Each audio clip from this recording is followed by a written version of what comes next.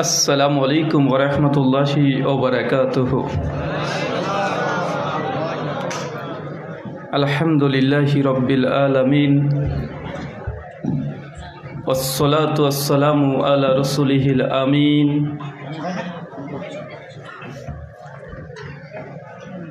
वला आलिहि व सहबिहि अजमाइन अम्मा बाद। अऊज़ु बिल्लाहि स्समीइल अलीम मिनश शैतानिर रजीम मिन हमज़िहि व नफ़्ख़िहि व नफ़्सिहि। बिस्मिल्लाहिर रहमानिर रहीम। मा अताकुमुर रसूलु फ़ख़ुज़ूहु व मा नहाकुम अन्हु फ़न्तहू। व क़ाला अल्लाह सुब्हानहु व तआला या अय्युहल्लज़ीना आमनू अत्तक़ुल्लाहा हक़्क़ तुक़ातिहि व ला तमुतुन्ना इल्ला व अंतुम मुस्लिमून। अन आयशा रज़ियल्लाहु तआला अन्हा क़ालत क़ाल रसूलुल्लाहि सल्लल्लाहु अलैहि वसल्लम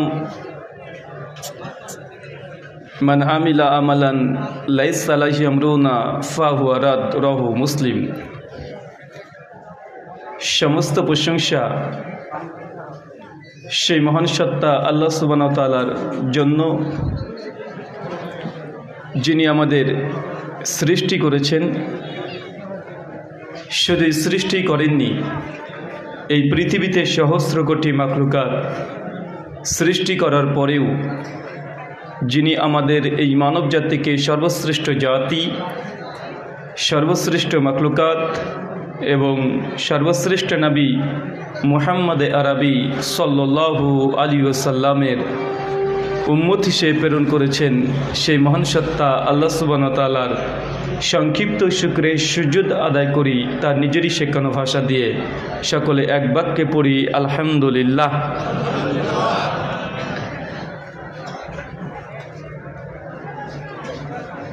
রহিমপুর বড় মসজিদ ও মাদ্রাসা প্রাঙ্গণে লালপুর নাটোর আজকে যে আপনার আলোচনা সভার আয়োজন করেছিলেন, তারিখ 4 মার্চ 2024। মহান সত্তা আল্লাহ সুবহানাহু ওয়া তাআলার কাছে দোয়া, এই প্রার্থনা আল্লাহ সুবহানাহু ওয়া তাআলা আজকের এই আলোচনা সভাটিকে সফল করার জন্য যারা সার্বিক দিক থেকে সাহায্য এবং সহযোগিতা করেছেন, তাদের প্রত্যেকের নাম ধরে স্বতন্ত্রভাবে শুকরিয়া আদায় করা সম্ভব নয়। তারপরেও যারা অর্থ, শ্রম, মেধা, দোয়া, পরামর্শ দিয়ে আপনারা সহযোগিতা করেছেন, আল্লাহ সুবহানাহু ওয়া তাআলা তুমি তাদের প্রত্যেকের নেক নিয়াত এবং নেক আমলগুলোকে কবুল করে নাও। সকলে পড়ি আমিন। মহান সত্তা আল্লাহ সুবহানাহু ওয়া তাআলার কাছে দোয়া, এই প্রার্থনা আল্লাহ সুবহানাহু ওয়া তাআলা আমরা মানুষ, আমরা কম বেশি ছোট বড় ভুল ত্রুটি বিচ্যুতি গুনাহ পাপ অন্যায় করেই থাকি। আজকের এই আলোচনা সভার উসিলায় আমাদের পেছনের ছোট ছোট গুনাহগুলোকে তুমি ক্ষমা করে দাও। সকলে পড়ি আমিন। সম্মানিত সুধী, বাদ মাগরিব থেকেই বিভিন্ন আলোচক তারা পবিত্র কোরআনুল কারীম এবং হাদিসে মুবারাকা থেকে অনেক গুরুত্বপূর্ণ আলোচনা আপনাদের সামনে পেশ করেছেন। আজকের এই আলোচনা সভার অন্তিম লগ্নে আপনাদের সামনে উপস্থিত হয়েছি ছোট্ট একটি নির্দিষ্ট বিষয়ের উপরে কথা বলার জন্য। আজকে যে বিষয়ে গুরুত্বপূর্ণ আলোচনা হবে, আলোচ্য বিষয় ইবাদত কবুলের শর্ত। কি বললাম বলেন তো? ইবাদত কবুলের শর্ত। তার মানে বোঝা যাচ্ছে বিষয়টা থেকেই ইবাদত কবুলের শর্ত, যখন আমরা শর্ত লাগাচ্ছি তার মানে বোঝা যায় যে ইবাদত করতে হলে কিছু শর্ত আছে। শর্তবিহীন যদি আপনি ইবাদত করেন, আল্লাহ সুবহানাহু ওয়া তাআলা আপনার এই ইবাদতগুলোকে গ্রহণ করবেন না। উদাহরণ দিলে বুঝতে পারবেন, একজন ব্যক্তি 1 লক্ষ রাকাত নামাজ পড়েছে কিন্তু অজুবিহীন, অজু করেনি, নামাজ পড়েছে, তার কি 1 লক্ষ রাকাতের আল্লাহ কবুল করবে? 1 রাকাত আল্লাহ কবুল করবে না। কোনো ব্যক্তি যদি মনে করে যে আমি সিয়াম রোজা পালন করব, সাহারি ঠিকই করেছে, আবার ইফতারের সময় ইফতারিও করে, কিন্তু মাঝখানে দুপুরবেলাতে গিয়ে এক ঢোক পানি খেয়ে নিয়েছে স্বেচ্ছায়, আল্লাহ কি তার ইবাদত গ্রহণ করবে? না। তার মানে বোঝা যাচ্ছে ইবাদত করলেই আল্লাহ সুবহানাহু ওয়া তাআলা যে কবুল করেন এমনটা নয়। ইবাদত করার পূর্বে বেশ কিছু শর্ত আছে। এই শর্ত যদি পূরণ না করে ইবাদত করেন, আল্লাহ সুবহানাহু ওয়া তাআলা আপনার ইবাদতকে গ্রহণ তো করবেন না, বরং ইবাদত করেও কিছু মানুষকে জাহান্নামে চলে যেতে হবে। ইবাদত করবে অথচ জাহান্নামে যাবে। তাই গুরুত্বপূর্ণ কিছু অংশ আলোচনা হবে। আমার আলোচনাতে কোনো সুর পাবেন না, কোনো গজল পাবেন না, কোনো হাসি ঠাট্টা কান্না এগুলো পাবেন না। এই কাটা কাটা যে কথাগুলো বলছি এগুলো আলোচনা, কথা বুঝতে পারছেন? তাই আগে থেকে অপেক্ষা করেন না যে ভারত থেকে বক্তা নিয়ে এসেছি, বাপরে বাপ কী জানি না জানি বলবে, আর অপেক্ষায় আছেন যে কখন বক্তা শুরু করে দেখা টান, অতটা সুর, অত হাসাই, অত কাদাই, এই একটাও পাবেন না। শুধু কোরআন এবং হাদিস থেকে কাটা কাটা কিছু কথা পাবেন, যেগুলোর দ্বারা আপনি যখন আলোচনা শুনবেন আপনার কিছু উপকার হবে, কথা বুঝতে পারছেন? আর যদি মনে করেন যে না আমরা ওয়াজ মাহফিল শুনি একটু মনের ভালো লাগার জন্য, একটু ভালো লাগবে, একটু হাসবো কাঁদবো, তাহলে মমতাজের গান শুনবেন ইউটিউবে গিয়ে, কথা বুঝতে পারলেন না ভাইজান? কেন বর্তমান প্রেক্ষাপটে এই ওয়াজের মঞ্চগুলো এমন রঙ্গমঞ্চ তৈরি করা হয়েছে যে মানুষ ওয়াজ শুনতে আসে এক একজন এক এক রকমের চিন্তা নিয়ে, আছে না নাই? কে আছে যে অনেক ভালো আজান দিতে পারে, অনেক মানুষ আজানের পাগল, আজান শুনতে চলে আসে। ভাই প্রতিদিন মসজিদে আজান হয়, তুমি শুনতে পাও না? আবার অনেকে আছে 36 ইঞ্চি বক্তা, বক্তাকে দেখতে চলে আসে, মানে ওয়াজ শুনতে না, 36 ইঞ্চি বক্তা, ওই বক্তা দেখতে চলে আসে, আছে না নাই? আবার আছে রাত্রিবেলাতে নাকি নারী ছিল, দিনে বেলায় পুরুষ হয়ে গেছে, এটাও বক্তা, একেও দেখতেও মানুষের ঢল নামে, আছে না নাই? এরকম হাজারো বক্তা দেখা যায়। আর শ্রোতা আমরাও আছি, যে আমরা বক্তা কি বলছে এই কথাগুলোকে গুরুত্ব না দিয়ে বক্তা কিভাবে বলছে, কার কতটা সুর আছে, আমরা এগুলোকে বেশি লক্ষ্য করি। শুনে রাখবেন, এটা ইসলাম, এটা রঙ্গমঞ্চ নয়। সহিহ বুখারী হাদিস না 6411 বলছেন যে কিয়ামত সম্পর্কে আমি নবী যা জানি এই উম্মাহ যদি জানতো বেশি বেশি কাঁদতো আর কম কম হাসতো। আল্লাহ নবীর কথা এটা। মৃত্যুর পর যে জীবন, পরকাল যে আছে, ডে অফ জাজমেন্ট, বিচারের মাঠে যে আপনাকে দাঁড়াতেই হবে, এই দুনিয়াতে কি কাজ করেছেন আর কি করেন নাই সবগুলো আল্লাহ সুবহানাহু ওয়া তাআলা তিনি সমস্ত কিছু লিখে রাখছেন ফেরেশতার মাধ্যমে। যত রাত্রের গভীরে আপনি করেন না কেন, যত টেবিলের নিচ দিয়ে করেন না কেন, যত ফেসবুক মেসেঞ্জারের মাধ্যমে করেন না কেন, যত হোয়াটসঅ্যাপ কলের মধ্যে কানে হেডফোন দিয়ে আপনি করেন না কেন, সমস্ত কিছু আল্লাহ সুবহানাহু ওয়া তাআলার খাতায় লেখা আছে না নাই? সব আছে। একদিন আপনাকে উঠতেই হবে, আর এটাই চূড়ান্ত বাস্তবতা। তার জন্য মনে রাখবেন, আল্লাহ নবী বলছেন যে মৃত্যুর পর জীবন সম্পর্কে আমি নবী যতটা জানি, মানুষ যদি জানতো বেশি বেশি কাঁদতো আর কম কম হাসতো। সহিহ বুখারীতে একটা রিওয়ায়াত আছে, সহিহ মুসলিমেও 2539 নম্বর হাদিস। একজন সাহাবী ছিলেন, নাম হচ্ছে হানজালা রাদিয়াল্লাহু তাআলা আনহা। তিনি একদিন রাস্তাতে ছুটছেন, প্রচণ্ড হারে দৌড়ছেন, দৌড়ে চলে যাচ্ছেন আর চিৎকার মারছেন আর কাঁদছেন। পথের মধ্যেই আবু বকর রাদিয়াল্লাহু তাআলার সঙ্গে সাক্ষাৎ হয়ে গেছে। আবু বকর সঙ্গে সঙ্গে বলছেন যে হানজালা কি অবস্থা, হঠাৎ তুমি কাঁদছো কেন, কোথায় ছুটে চলে যাও তুমি? সঙ্গে সঙ্গে হানজালা রাদিয়াল্লাহু তাআলা বলছেন, আবু বকর আমি মুনাফিক হয়ে গেছি। আবু বকর অবাক, হানজালা এত বড় সাহাবী, এত তার ঈমান, তাকে নবীর সামনে বসে থাকতে দেখেছি, আল্লাহ নবীর মাজলিসে বসে তাকে নামাজ পড়তে আমি দেখেছি, জামাতে সালাত আদায় করে, তারপরে হানজালা রাস্তাতে ছুটছে আর বলছে আবু বকর আমি মুনাফিক হয়ে গেছি। আবু বকর বলছে, হানজালা কিভাবে তুমি মুনাফিক হলে, এ তো আশ্চর্য।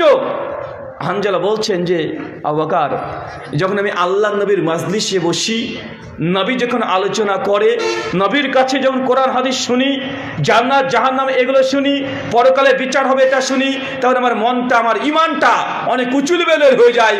মনে হয় সবসময় নবীর সামনে বসে থাকি, মসজিদে সিজদা দিয়ে আমি পড়ে থাকি। কিন্তু যখন আমি আলোচনা শেষ হয়, নিজের কাজে আমি বেরিয়ে পড়ি, নিজের স্ত্রী, কন্যা, পুত্র, সন্তান, ব্যবসা, বেচা কিনা, আদান প্রদান, দুনিয়াবি কাজে যখন যুক্ত হয়ে যায় আবু বকর, সেই সময় আমার ঈমান কমে যায়, আমি মুনাফিক হয়ে গেছি। চিন্তা করতে পারছেন, একজন সাহাবী, এত বড় একজন জলিলুল কাদের সাহাবী, তিনি নিজের ঈমান নিয়ে তিনি সন্দেহ করছেন। তিনি নিজে বলছেন আমি মুনাফিক হয়ে যাচ্ছে কিনা সন্দেহ করছে। আবু বকর রাদিয়াল্লাহু তাআলার সঙ্গে সে বলছেন যে হানজালা, তোমার যে অবস্থা একই অবস্থা আমারও। আমিও যখন নবীর সামনে বসি ঈমান বেড়ে যায় অনেকটাই, যখন আবার মজলিস শেষ করে আমি ব্যবসার কাজে বাইরে বেরিয়ে যাই তখন আমার ঈমান এই সে হাই লেভেলটা থাকে না। এই কথা বলে আবু বকর বলছে হানজালা চলো আমিও নবীর কাছে যাব, আমিও রাসূলুল্লাহর কাছে যাব। হানজালা আর আবু বকর দুজনে এখন রাস্তায় ছুটছে, দৌড়িয়ে চলে যায়। আল্লাহর নবীর ঘর আছে, দরজাতে নক করে দরজার সামনে দাঁড়িয়ে পড়েছে। নবী দেখছেন যে হানজালা আর আবু বকর গেটের সামনে দাঁড়িয়ে। সরাসরি আল্লাহর নবী বলছেন হানজালা কি অবস্থা তোমার, কি খবর? আবু বকর বলছেন যে রাসূলুল্লাহ হানজালা মুনাফিক হয়ে গেছে। কেন? তো এই ঘটনা যখন আপনার কাছে আমরা বসি ঈমান বেড়ে যায়, চলে গেলে ঈমানটা কমে যায়। ইয়া রাসূলুল্লাহ আমরা মুনাফিক হয়ে গেছি। আল্লাহ নবীর সঙ্গে সে বলছেন হানজালা আবু বকর আমার কাছে থাকলে তোমাদের যতটা ঈমান থাকে এটা যদি সর্বদা 24 ঘন্টা এমনই ঈমান থাকতো তো আসমান থেকে ফেরেশতা এসে রাস্তাতে বিছানাতে তোমাদের কাছে এসে মুসাফা করত। কথা কি বুঝতে পারছেন? এত বড় একজন সাহাবী যে নিজের ঈমান নিয়ে সংশয়ে থাকতেন, কত বড় সাহাবী আপনি বুঝতে পারছেন না। হানজালা এমন একজন সাহাবী যাকে ফেরেশতারা যখন তিনি মৃত্যুবরণ করেন ফেরেশতারা গোসল দিয়েছিলেন। কোন সাহাবীকে? কথা বলেন, কোন সাহাবীকে? হানজালাকে। উহুদের যুদ্ধে যখন সাহাবীরা চলে গেছে যুদ্ধ করতে, হানজালা সদ্য বিবাহিত, বিয়ে করার পরে বাসর রাতে সময় কাটাচ্ছে স্ত্রীর সঙ্গে, আর বাকি সাহাবী সবাই চলে গেছে আল্লাহর নবীর সঙ্গে জিহাদের ময়দানে উহুদের যুদ্ধে। মরণপণ যুদ্ধ চলছে।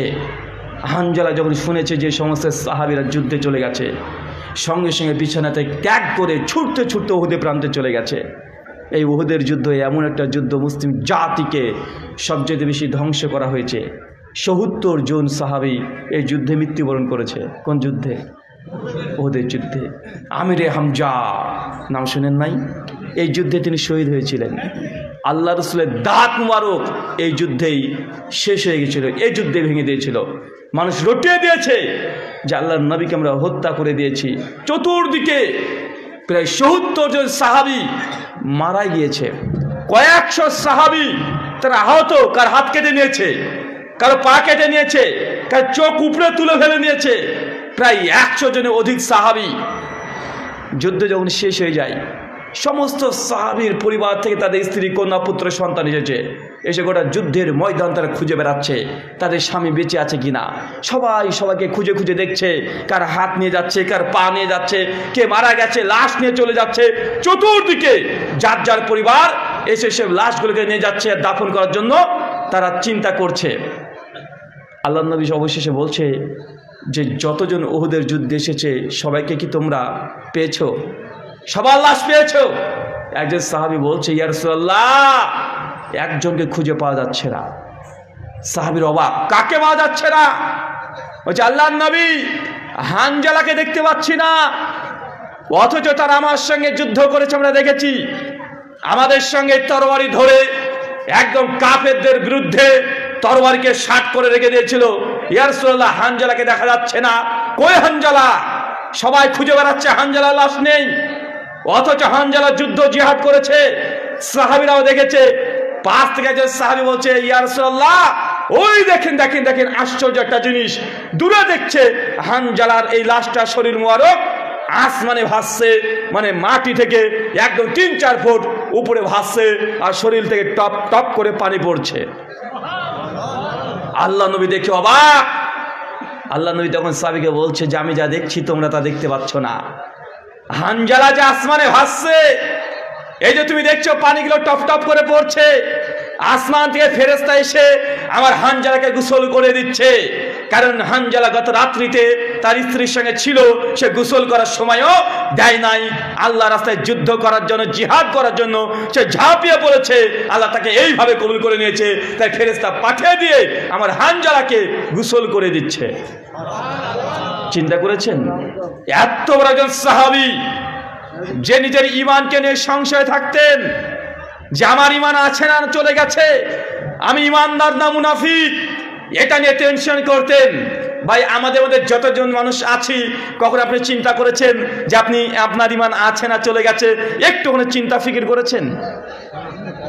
সুনান ইবনে মাজাহ হাদিস নম্বর 924, আল্লাহ নবী প্রত্যেকদিন ফজরের নামাজের পরে একটা দোয়া পড়তেন, আল্লাহুম্মা ইন্নী আসআলুকা ইলমান নাফিয়া। হে আল্লাহ, এমন জ্ঞান দাও যে জ্ঞানটা উপকারী। আচ্ছা, ইলমান নাফিয়া, উপকারী জ্ঞান, এটা বলতে কি বোঝায়? আপনি কি বুঝেন? কোন জ্ঞানটা নাফিয়ান? নাফিয়া কোনটা? আল্লাহ নবী প্রতিদিন দোয়া করতেন, আল্লাহ এমন জ্ঞান দাও যে জ্ঞানটা আমার উপকারী। উপকারী কোনটা বলেন তো? যেটা আপনার ভালো করে, মানে লাখ লাখ টাকা ইনকাম করতে পারেন, এটা উপকারী জ্ঞান। যেটা রবের দিকে নিয়ে যায়, এটা উপকারী জ্ঞান। আর হ্যাঁ,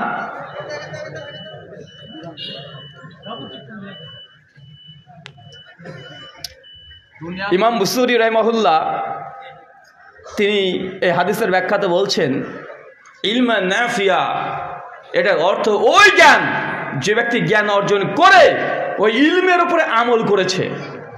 অনেক মানুষ আছে ইলম অর্জন করেছে কিন্তু আমল করেনি, এটাকে ইলমান নাফিয়া বলা যাবে? রাজা রামমোহন রায় হিন্দু পণ্ডিত, সংস্কৃত, ফার্সি আর আরবি 3টে ভাষার পণ্ডিত ছিলেন। 22 পারা কোরআনকে গোটাটা মুখস্থ করেছে। এখন তার জন্য এটাকে ইলমান নাফিয়া হয়েছে? উপকারী জ্ঞান হয়েছে? যে ইলম অর্জন করেছে এবং ইলমের উপরে আমল করেছে, এটাই হচ্ছে ইলমান নাফিয়া। ইলম অনেক আছে, জ্ঞান অনেক আছে, কিন্তু আমল নাই। এক মানুষ আছে না নাই? তার জন্য আল্লাহ নবী তিনি বলতেন, আল্লাহুম্মা ইন্নী আসআলুকা ইলমান নাফিয়া। আল্লাহ, তোমার হচ্ছে এমন জ্ঞান চাচ্ছি যে জ্ঞানটা উপকারী, মানে আমার তো কল্যাণ করবে এবং সেটা আমি আমলে বাস্তবায়ন করব, এমন আমাকে ইলম দাও। আচ্ছা, একজন হিন্দু পণ্ডিত, উনি কোরআন মাজিদকে গোটা ট্রান্সলেশন করেছিলেন। নাম কি? গিরিশচন্দ্র সেন। যদিও তিনি প্রথম করেছে, এ কথাটা সঠিক নয়, তার আগেও অনেক ইসলামী স্কলাররা করেছেন। গিরিশচন্দ্র সেন তিনি কমপ্লিট করেছেন, এটা প্রচলিত আছে। তো তিনিও তো আরবি ভাষার উপরে পণ্ডিত ছিলেন, ভালোই জ্ঞান রেখেছে, কিন্তু সে ইসলাম গ্রহণ করেনি। ভাই, তাকে এই জ্ঞানটাকে বলা যাবে ইলমান নাফিয়া, উপকারী জ্ঞান বলা যাবে না? মানে ওই জ্ঞানটা হচ্ছে উপকারী জ্ঞান, যেটা অর্জন করে আপনি আমল করতে পারছেন কিনা। অর্জন করছেন জ্ঞান কিন্তু আমল করতে পারছেন না, এটাকে ইলমান নাফিয়া বলা যাবে না। আপনি জানেন যে জাকাত দেওয়া ফরজ, জাকাত না দিলে এই শাস্তি, জাকাত দিলে এই উপকার, জাকাতের এই ফজিলত, সব হাদিস জানেন, কিন্তু আপনি জাকাত দিতে পারছেন না। আপনার হৃদয় থেকে আপনার হাতটা প্রশস্ত হয় না। আপনি জানেন দান করলে এই ফজিলত আছে। আল্লাহ নবী বলছে, কেউ দান করলে কবরে আযাব মাপ পাওয়া যায়। দান করলে আল্লাহ আসমানে যখন সমস্ত মানুষকে আরশের নিচে স্থান দেবে, 7 শ্রেণীর মানুষকে। এই জ্ঞানগুলো আপনার আছে কিন্তু আপনি আমল করতে পারছেন না, এটাকে ইলমান নাফিয়া বলা যাবে? এটাকে উপকারী জ্ঞান বলা যাবে না। শুধু জ্ঞান অর্জন করা যথেষ্ট নয়, জ্ঞানের উপরে ইলম, আমল করা, এই দুটোই একটার সঙ্গে একটা ওতপ্রোতভাবে জড়িত। কেউ অর্জন করেছে, জানে, কিন্তু আমল করে না, তার কঠিন ভয়াবহ পরিস্থিতি হবে। সুনান আবু দাউদে আসছে, সেই মুসলিমে হাদিসটা আসছে, মিশকাতে এসেছে হাদিসটা 4912 নম্বর হাদিস। আল্লাহ নবী বলছেন যে আমি একদিন বসেছিলাম, হঠাৎই দেখছি 2জন ফেরেশতা আমাকে আসমানে তুলে নিয়ে চলে গেলেন, অনেক দূর চলে গেলেন। গিয়ে দেখছে একটা পাহাড়। জিবরিল বলছে, ইয়া রাসূলুল্লাহ, আপনি পাহাড়ের উপরে ভেদ করে উপরে উঠে যান। সঙ্গে সঙ্গে আমাদের নবী আলাইহিস সালাম বলছে, জিবরাইল, আমি যেতে পারবো না, অনেক উঁচু। ফেরেশতা জিবরিল তখন আল্লাহ নবীকে হাত ধরে পাহাড়টাকে তুলে দিলেন। যেতে যেতে দেখছেন যে কিছু মানুষকে দেখতে পাচ্ছেন যাদেরকে উল্টো করে ঝুলে রাখা হয়েছে, আর তাদের গাল মুখ দিয়ে ফেটে ফেটে রক্ত বেরোচ্ছে, প্রচন্ড রক্ত, থুতনিগুলোকে ভেঙে দিয়েছে মারতে মারতে। আল্লাহ নবীর সঙ্গে জিবরিল বলছে, জিবরিল, এরা কারা? এ তো আমাদের উম্মত, দেখে বোঝা যাচ্ছে আমার উম্মত। এদের আজকে এই অবস্থা কেন? কি অপরাধ করেছে যে তাকে উল্টো করে ঝুলিয়ে তাদের মারিতে মেরে থুতনিকে ভেঙে দেওয়া হয়েছে, ফিনকিতে রক্ত পড়ছে, এত আযাব? জিবরিল, কারা এরা? আল্লাহ নবীকে বলছেন জিবরিল তখন, যে ইয়া রাসূলুল্লাহ, এরা হচ্ছে আপনার উম্মতের ওই ব্যক্তি যারা রমজান মাসকে পেয়েছে কিন্তু তারা সিয়াম, রোজা পালন করেনি। ভাই সিয়াম রোজা রাখতে হবে, এ হাদিস জানেন কি জানেন না? অনেক মানুষ আছে না রমজান মাসে রোজা পালন করে না, আছে না ভাইজান? সে জানে যে রোজা পালন করতে হয়, রোজা পালন না করলে গুনাহ হয়, এই জ্ঞানটুক আছে কিন্তু আমল করেনি। আল্লাহ নবী বলছেন তাকে উল্টো করে ঝুলিয়ে তার এই মাড়িতে মেরে থুতনিতে মেরে একদম ফেটে চূর্ণ বিচূর্ণ করে দেওয়া হবে, ফিনকিতে রক্ত পড়বে। এর হচ্ছে এই ব্যক্তির। আল্লাহ নবী তখন বলছেন, এরপর জিবরিল বলছে যে নবী চলেন আরেকটু ভেতরে চলেন, আমাকে জাহান্নামের ভেতরে নিয়ে চলে যাচ্ছে। আমি সঙ্গে জাহান্নামের অনেকটা ভেতরে চলে গেলাম, যাওয়ার পরে দেখছি কিছু মানুষকে আমি দেখলাম যে যাদেরকে একদম পেটগুলো উঁচু হয়ে গেছে, অনেক উঁচু হয়ে গেছে, আর তাদের পেট ফেটে একদম রক্ত বের হচ্ছে, তাদের লজ্জাস্থান থেকে দুর্গন্ধ বের হচ্ছে, প্রচন্ড দুর্গন্ধ, যাদের গন্ধের কারণে জাহান্নাম দুর্গন্ধময় হয়ে গেছে, দাঁড়িয়ে থাকা মুশকিল হয়ে যাচ্ছে। আমি জিজ্ঞাসা করলাম জিবরিলকে, জিবরিল এরা কারা? এই যে অনেকগুলো মেয়েকে দেখছি যাদের পেট অনেক উঁচু হয়ে গেছে, যাদের লজ্জাস্থান থেকে গন্ধ বের হচ্ছে, কিছু পুরুষ মানুষকেও দেখছি যাদের লজ্জাস্থান থেকে দুর্গন্ধ বের হচ্ছে, এরা কারা? কি এমন অপরাধ করেছে? আল্লাহর নবীকে জিবরিল বলছে, আল্লাহর নবী এরা আপনার উম্মতের ওই নারী আর ওই পুরুষ যারা বিয়ে ছাড়াও যারা পরকিয়া অথবা ব্যভিচারে লিপ্ত হয়েছে। আছে না নাই? কথা বলেন। আছে ব্যাপক পরিমাণে। যুবকদের মধ্যে যেমন আছে, একইভাবে বিয়ের পরে পরকীয়ার সম্পর্ক, এটা কম না বেশি? ইয়াং ছেলের চাইতে বিবাহিত ছেলেরা এখন পরকীয়া বেশি করে, আর ইয়াং মেয়েরা খুব বেশি পালিয়ে গিয়ে আর বিয়ে করে না।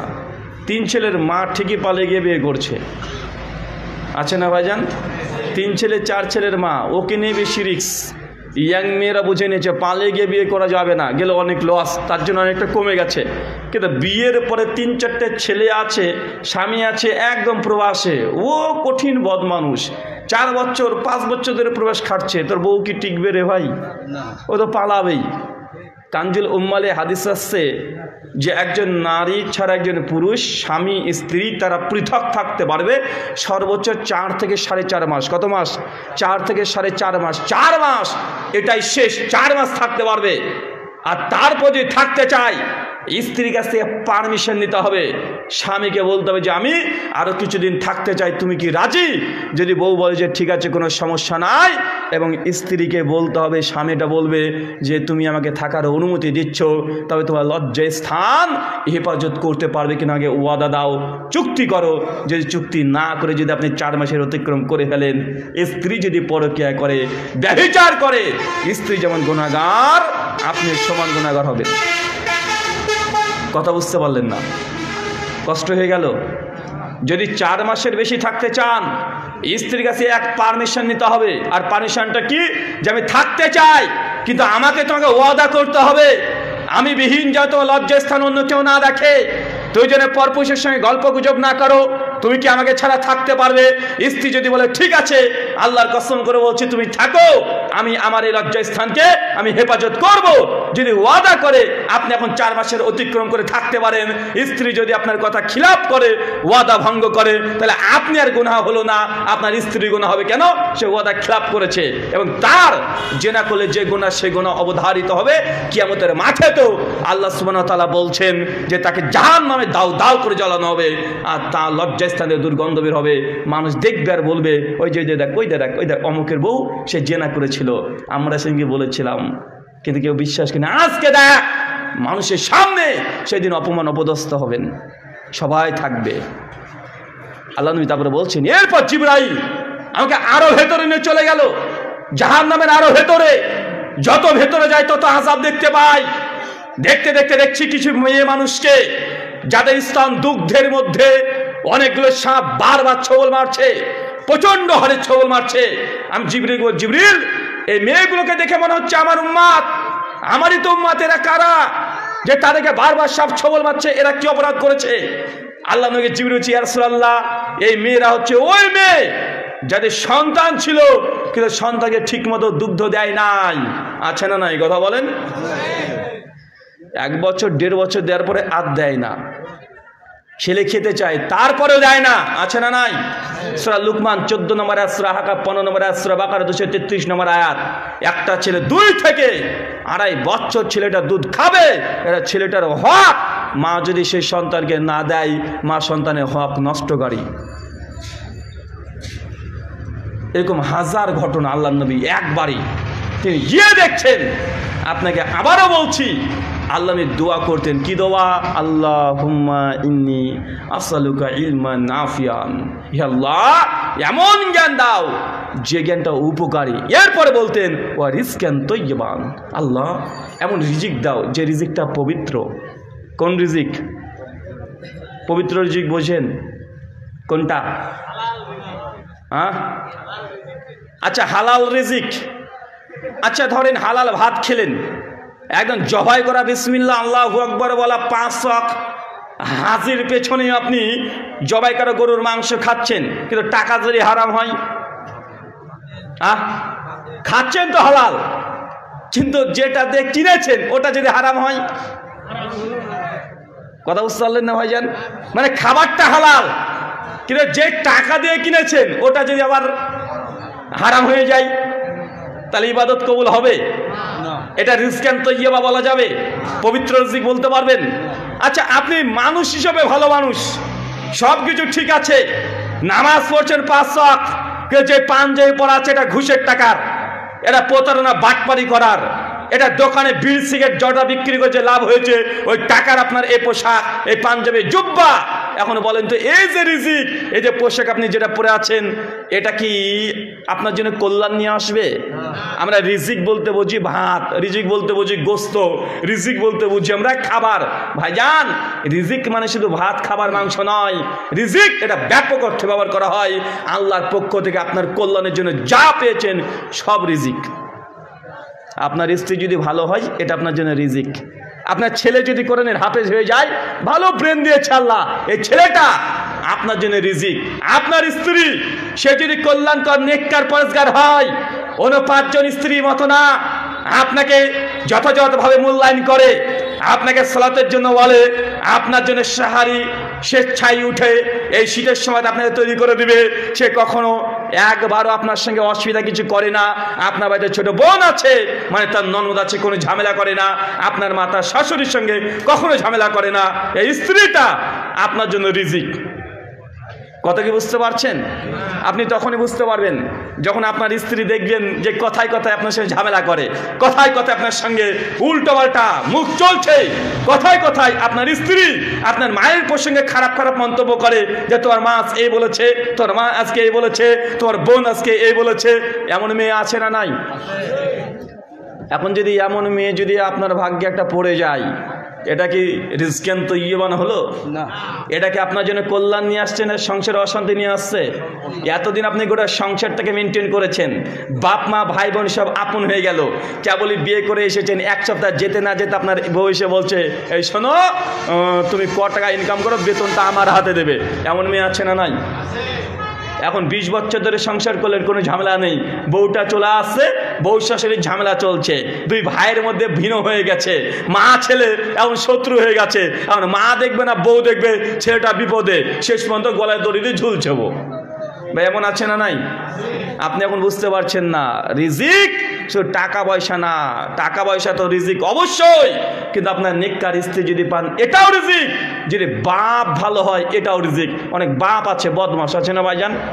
মেয়েদেরকে সম্পত্তি দেয় না, যা আছে যে ছেলে দেখে ওই ছেলের নামে লিখে দেয়, জামাইয়ের নামে লিখে দেয়, এমন বাপ আছে না নাই? কিন্তু বাপ যদি ইনসাফ করে, বাপ দেখা যাচ্ছে সমস্ত সম্পদের ছেলে মেয়ের মধ্যে ঠিকঠাক ভাবে ইনসাফ করেছে, এটা এই বাপটা একজন ছেলের জন্য রিজিক কি রিজিক নয়? মনে মনে করতে হবে আপনাকে দুনিয়াতে যা আপনি কল্যাণকর পেয়েছেন সবগুলো আপনার জন্য রিজিক, আর এই রিজিকের শুকরিয়া আদায় করতে হবে। আল্লাহ নবী এক দোয়াতে বলতেন, ইলমান নাফিয়া, আল্লাহ উপকারী জ্ঞান দাও, রিজকান তাইয়্যিবা, আমাকে পবিত্র হালাল রিজিক দাও। তারপরে বলতেন আমালান মুতাকাব্বালা, আল্লাহ এমন আমল করার তৌফিক দান করো যে আমলটা আল্লাহ তুমি কবুল করবে। আজকে এই অংশটার আলোচনা, কোন অংশটা?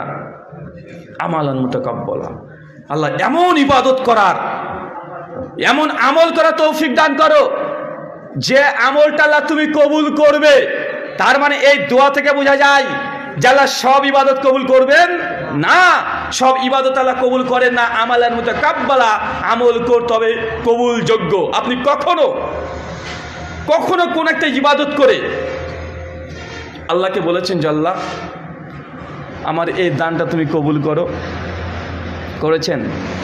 আপনি তো পাল্লা পালে দিচ্ছেন, ও 10 টাকা দিয়েছে, আমি 20 টাকা দেবো, পাল্লা পালে চলছে, ভালো কাজ, সমস্যা নেই। কিন্তু দানটা করার পর অন্তর থেকে আল্লাহ ইয়া আমার রব প্রতিপালক, তোমাকে খুশি করার জন্য 10 টাকা আমি দিয়েছি আল্লাহ, আমার এটাই সর্বোচ্চ আমার জন্য, আল্লাহ আমার এই 10 টাকা তুমি কবুল করে নিও। হুজুর দোয়া করলে যত না কবুল হবে, আপনি যদি দান করার পরে নিজে থেকে অন্তর থেকে একবার আল্লাহকে বলতে পারেন, আল্লাহ আপনার এই দোয়াটা অধিক তাড়াতাড়ি আল্লাহ কবুল করে নেবে। আপনি তো হুজুরের অপেক্ষায় বসে থাকেন যে হুজুর 500 টাকা দিয়েছি, একটু দোয়া করে দেন। আরে দান আপনি করেছেন, আপনি আল্লাহকে বলেন আল্লাহ তোমার খুশির জন্য এই মসজিদ আমি দান করেছি, মাদ্রাসায় দান করেছি, ইয়াতিমখানায় দান করেছি, ওই মানুষটার উপকারের জন্য দান করেছি। রব তুমি আমাকে এই দানের বরকতে আমার অমুক সমস্যার সমাধান করে দাও, অথবা আল্লাহ তুমি আমার এই দানটা তুমি কবুল করে নাও। কখনো আপনি ইবাদত করার পরে আল্লাহকে বলেছেন যে আল্লাহ তুমি গ্রহণ করে নাও? কখনো করেছেন? আমরা করি না। অবাক, সব কিছু উল্টো। আমালান মুতাকাব্বালা, আল্লাহ এমন আমল করা তৌফিক দান করো যে আমলটা আল্লাহ তুমি কবুল করবে। চলেন কিছু জিনিস দেখাই, কিছু ইবাদত দেখাই যে ইবাদত করে মানুষকে জাহান্নামে যেতে হবে। সেটা গাঁশিয়া খুলবেন, সূরা নম্বর 88 আয়াত নম্বর 2, 3, 4। প্রত্যেক জুম্মাবারে এবং প্রত্যেক ঈদে ইমাম সাহেব দেখবেন এই সূরাটা পড়ে। আমরা তো বাঙালি বুঝি না, আরবিতে বলে, এই জন্য আপনাকে এই আয়াতের বাংলা মানে বলে যাচ্ছি। এবার থেকে কান পেতে শুনবেন, দেখবেন ইমাম বলছে আমিলাতুন নাসিবা, এক শ্রেণীর ইবাদত গুজার বান্দা আছে। আমিলাতুন নাসিবা, ইবাদত করে করে, এত ইবাদত করেছে, ইবাদত করে করে ক্লান্ত হয়ে গেছে, এত পরিমাণ ইবাদত করেছে, ইবাদত করে করে ক্লান্ত হয়ে গেছে। আল্লাহ তার বিনিময়ে কি তারপরে বলছে তাসলা নারুন হামিয়া, আমি আল্লাহ ওই ব্যক্তিকে ধরে জাহান্নামে নিক্ষেপ করে দেব। চাচা এটা আল্লাহর কোরআনের আয়াত। আমিলাতুন নাসিবা, ইবাদত করে করে মানুষ ক্লান্ত হয়ে গেছে। কিছু মানুষ এত পরিমাণে ইবাদত করেছে, যখন দেখেন তখন দেখছেন মসজিদে লোকটা নামাজ পড়ছে, রাত দিন নামাজ পড়ছে, কোরআন মাজিদ পাঠ করছে, দানের দিকে সবচেয়ে বেশি করেছে। তারপর আল্লাহ বলছে তাসলা নারুন হামিয়া, আমি আল্লাহ তারপরে ব্যক্তিকে ধরে জাহান্নামে নিক্ষেপ করব। তার মানে আয়াত প্রমাণ করছে ইবাদত করলেই আল্লাহ যে কবুল করবে এর কোনো নিশ্চয়তা নেই, এবং ইবাদত করেও মানুষকে জাহান্নামে যেতে হবে। আয়াত তো হচ্ছে আমিলাতুন নাসিবা, ইবাদত করে করে ক্লান্ত হয়ে গেছে। আপনি ইবাদত করে ক্লান্ত কখনো হয়েছেন? কখন নামাজ পড়তে হতে ক্লান্ত হয়েছেন? আপনি তো নামাজ পড়ে ক্লান্ত হন না, আপনি তো ফাঁকিবাজ। আমি তো ফাঁকিবাজ। মসজিদে ফরজ নামাজ পড়ে কত দ্রুত মসজিদ থেকে বেরিয়ে আসতে পারি, এসে চায়ের দোকানে টিভি চলছে, ওইখানে বসে একটা সিরিয়াল দেখতে হবে। এই জন্য নামাজকে যত তাড়াতাড়ি পারি আমরা পড়ে চলে আসি। আছে না নাই? চাচা আপনাকেও দেখেছি, আপনার দাড়ি সবগুলো সাদা হয়ে গেছে, 60 বছর বয়স, কিন্তু আপনার এখনো স্বভাবটা পরিবর্তন হয় নাই।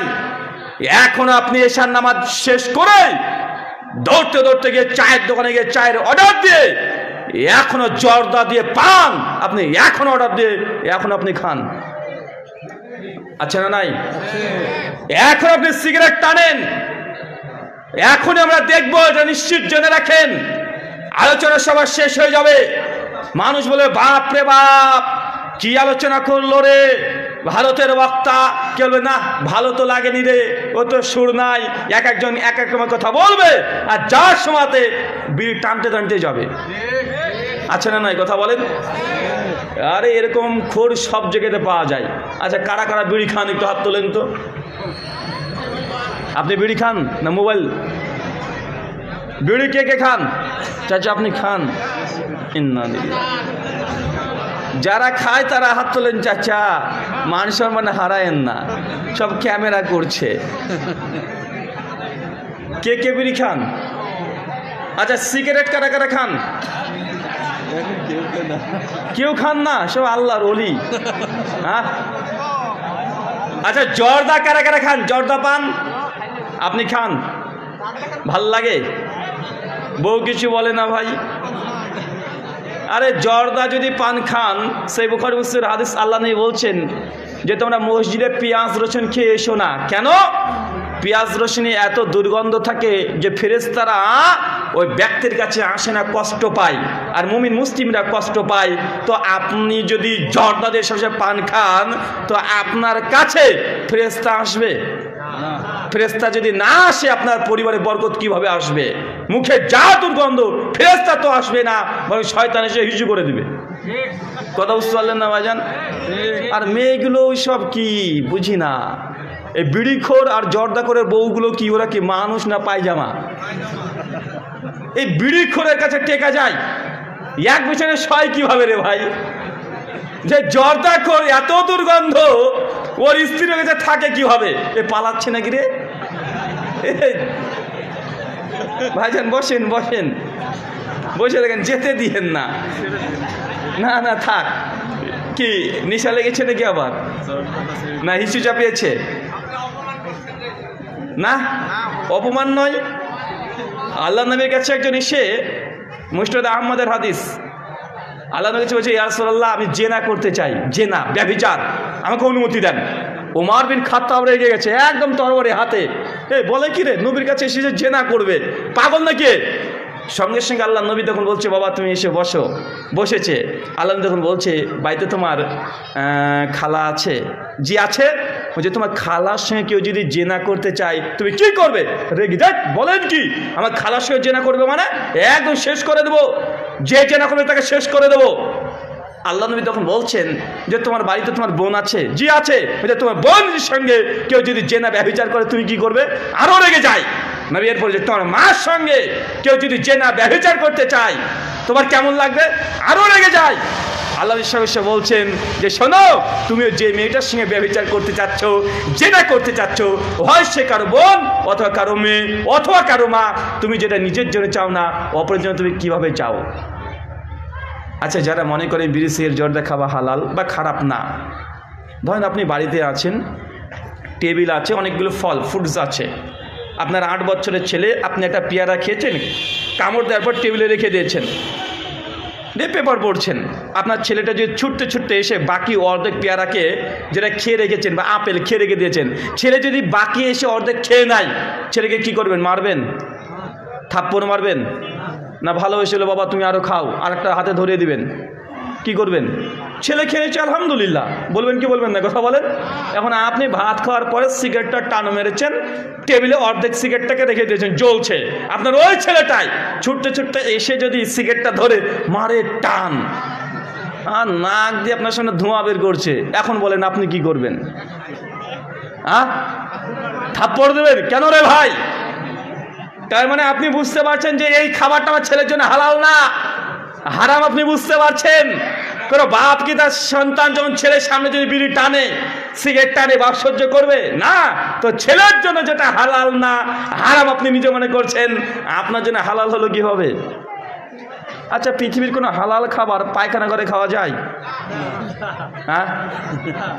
যে আপনি আপনার শ্বশুর বাড়িতে গিয়েছেন, একদম হাই ফাই একটা পায়খানা বাথরুম আছে, হাই কোমর দেওয়া, টাচ দেওয়া আছে সুন্দর, পায়খানা করে ঢুকেছেন, আরামসে পায়খানা ফিরছেন, আর আপনার বুদ্ধিমতী স্ত্রী করেছে কি, নাটোরের কাঁচা অরিজিনাল রসগোল্লা আর প্লেটে নিয়ে এসে পায়খানা করে ঢুকে দিয়েছে, বলছে নাও খাও, তোমার শ্বশুরি নিয়ে এসেছে।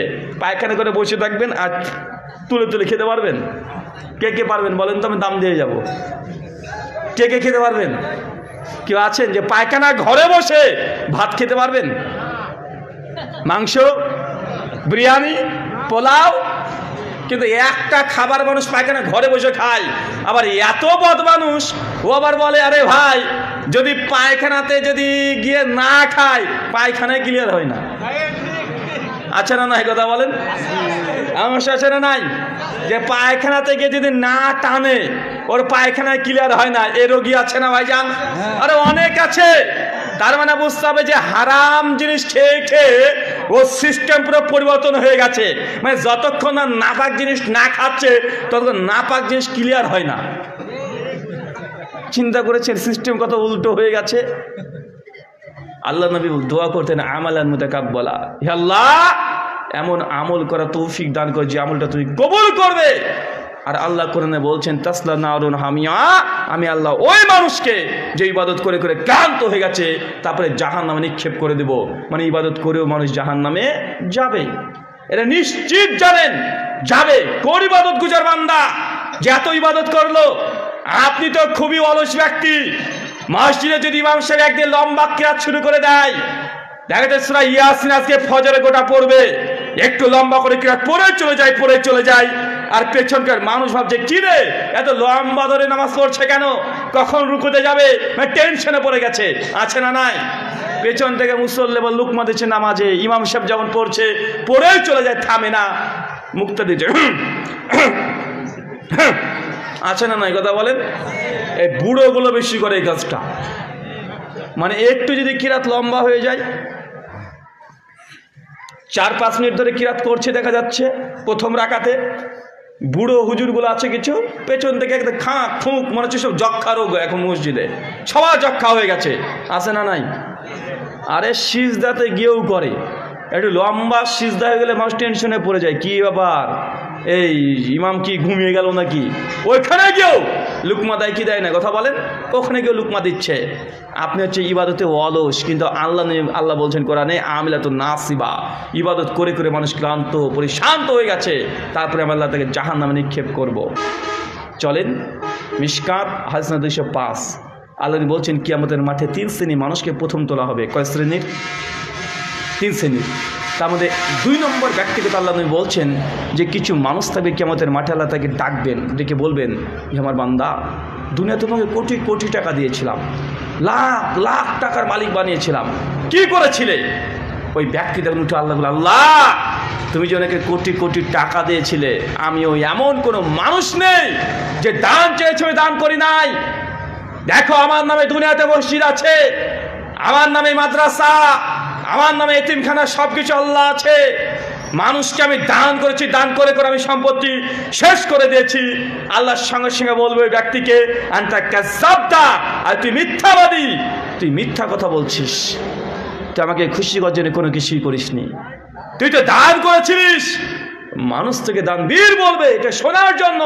দেখ দুনিয়াতে তোকে সবাই দানবীর নামে চেনে, যা চেয়েছিলি দুনিয়াতে তাই পেয়ে গেছিস, অতএব কিয়ামতের মাঠে তোর জন্য কিছু বাকি নেই। ফেরেশতা একে ধরে জাহান্নামে নিক্ষেপ করে দাও। একদম কালো কুচকুচে বিকৃত ধরনের একদম ফেরেশতা এসে ওই দানবীরকে ধরে টেনে হিসড়ে নিয়ে উল্টো করে গিয়ে জাহান্নামে ফেলে দিবে। দাও দাও করে জাহান্নামে এসে জ্বলবে। বন্ধু কে জ্বলছে জাহান্নামে? দানকারী, দান করে জাহান্নাম। আশ্চর্য! অথচ সহিহ বুখারীর মধ্যে একাধিকবার হাদিস আসছে, নবী বলছেন সাদকাতু বুরহান, দান হচ্ছে দলিল। দান হচ্ছে দলিল, মানে দান হচ্ছে জান্নাত যার জন্য দলিল। জান্নাত যদি যেতে চান দান করে আপনাকে জান্নাত যেতে হবে, না জান্নাত যেতে পারবেন না। কিয়ামতের মাঠে আল্লাহ আপনার হাতে এটা এইভাবে কাগজ ধরে দিবে, আপনার হাতে আরে দলিল দিয়ে দিবে। আপনি জান্নাতের দরজাতে গিয়ে বলবেন ফেরেশতাকে, ফেরেশতা এই যে জান্নাতের দলিল, আমাকে জান্নাতে প্রবেশ করতে দাও। কথা বুঝতে পারছেন? দান কি? দান হচ্ছে দলিল। কোথাকার? জান্নাতে যাওয়ার জন্য। জান্নাতে করে জমি পড়ে আছে, ওই জমিগুলো হচ্ছে আমাদের বাপ দাদাদের সম্পত্তি পড়ে আছে। নবী আদমকে, আদম সালামকে বলেন না, আমাদের আদি পিতা, জান্নাত আল্লাহ গোটা আদম আলাইহিস সালামকে দেয় নাই, আমার হাওয়াকে দেয় নাই। তারা কিছু ত্রুটি করেছে, আল্লাহ দুনিয়াতে পাঠিয়ে দিয়েছে। জান্নাত তো আদম আর হাওয়াকে আল্লাহ দিয়ে দিয়েছে। মানে জমিগুলো কাদের? তাহলে আমাদের বাপ দাদার জমি না? আরে বাপ দাদার জমি। এখন জমি দখল করতে গেলে দলিল লাগবে, আর দলিল হচ্ছে সাদকাতু বুরহান। দুনিয়াতে দান করবেন, কিয়ামতের হাতে দলিল পেয়ে যাবেন। ওই দলিলের জোর দেখে আপনি ফেরেশতাকে বলতে পারবেন এই জান্নাত আমার, কারণ নবী বলেছে দান হচ্ছে দলিল। আমাকে জান্নাতে এই ঘরটা আমাকে দাও, এই জায়গাটা আমার দাও, এটা আমার দলিল। এই দেখো দলিল। আল্লাহ নবী বলছেন দানের হচ্ছে এমন ক্ষমতা, যখন মানুষকে কবরে আযাব দিতে আসবে, কেউ যে দুনিয়াতে দান করে, ওই দানটা কবরের মধ্যে ঢালের মতো কাজ করবে। ঢাল বোঝেন? যুদ্ধ করার সময় আগেকার মানুষ দেখবেন যে একটা গোল ঢাল সামনে ধরতো, কারণ প্রতিপক্ষ যে একটা আঘাত করে লাগবে না। আল্লাহ বলছে যে দান করেছে দুনিয়াতে, কবরের মধ্যে ওই দানটা ঢালের মতো কাজ করবে, কবরে আজাব দিতে আসবে আর ঢাল হয়ে দাঁড়িয়ে থাকবে, আপনি কষ্ট পাবেন না সেই সময়।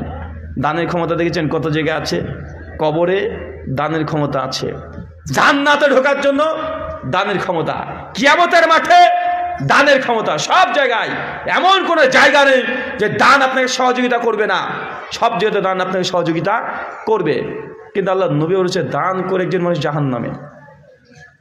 দান কয় রকমের হলো? দান কয় রকমের? 2 রকমের। কিছু মানুষ দান করে জান্নাতের সার্টিফিকেট পাবে, আর কিছু মানুষ দান করে প্রথমে জাহান্নামে চলে যাবে। এই কথা যদি আপনি যতক্ষণ বুঝতে না পারছেন ততক্ষণ ইবাদত করে মজা পাবেন না। আপনি যদি পীরের মাজারে দান করেন, এই দান কোথায় নিয়ে যাবে?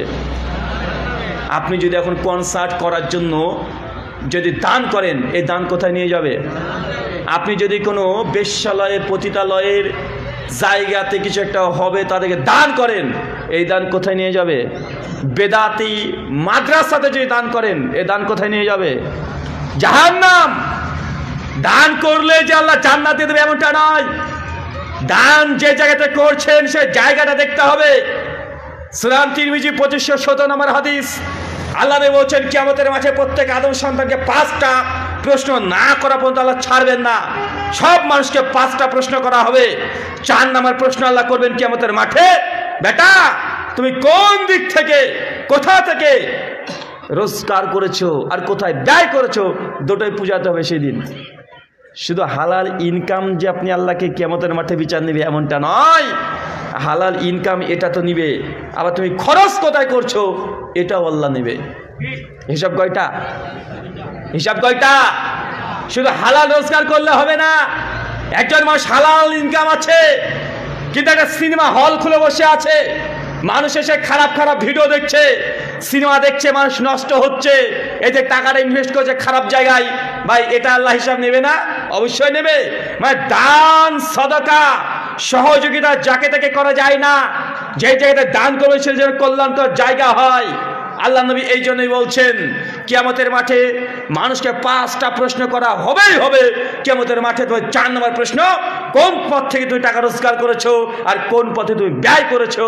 এলাকাতে যদি মুহররম হয়, ওই যে তাজিয়া, 1 টাকা দান করলে জাহান্নামে যেতে হবে আপনাকে। পীরের দরগাতে যদি 4 আনা পয়সা দেন জাহান্নামে যেতে হবে। পীরের মাজারে যদি আপনি মানত করেন জাহান্নামে যেতে হবে। বাচ্চা হচ্ছে না, পীরের মাজারে গিয়ে আপনি একটা ওই যে চাদর দিয়ে দিবেন, বাঘাতে চলে যাবেন, গিয়ে আপনি এই কাজগুলো করবেন, মোমবাতি দিয়ে দিবেন, আছে না নাই? কথা বলেন। এইগুলো হচ্ছে জাহান্নামে যাওয়ার জন্য দান। এই দান করে মানুষকে জাহান্নামে যেতে হবে। হাসান বাসরি থেকে একটা রিওয়ায়াত আছে মুসান্নাফ ইবনে আবি শায়বার মধ্যে এবং মুসান্নাফ আব্দুর রাজ্জাকের মধ্যে আছে হাদিস। 2 জন বন্ধু রাস্তাতে চলতে শুরু করেছে, হঠাৎ করে বেশ কিছু গুন্ডা বাহিনী ধরেছে। ওই 2 জন বন্ধুকে রাত্রিবেলাতে ধরা পড়ে বলছে, শোনো এই যে আমাদের মূর্তি আছে, এই মূর্তিতে কিছু দান করো, দান না করলে জবাই করে দেব।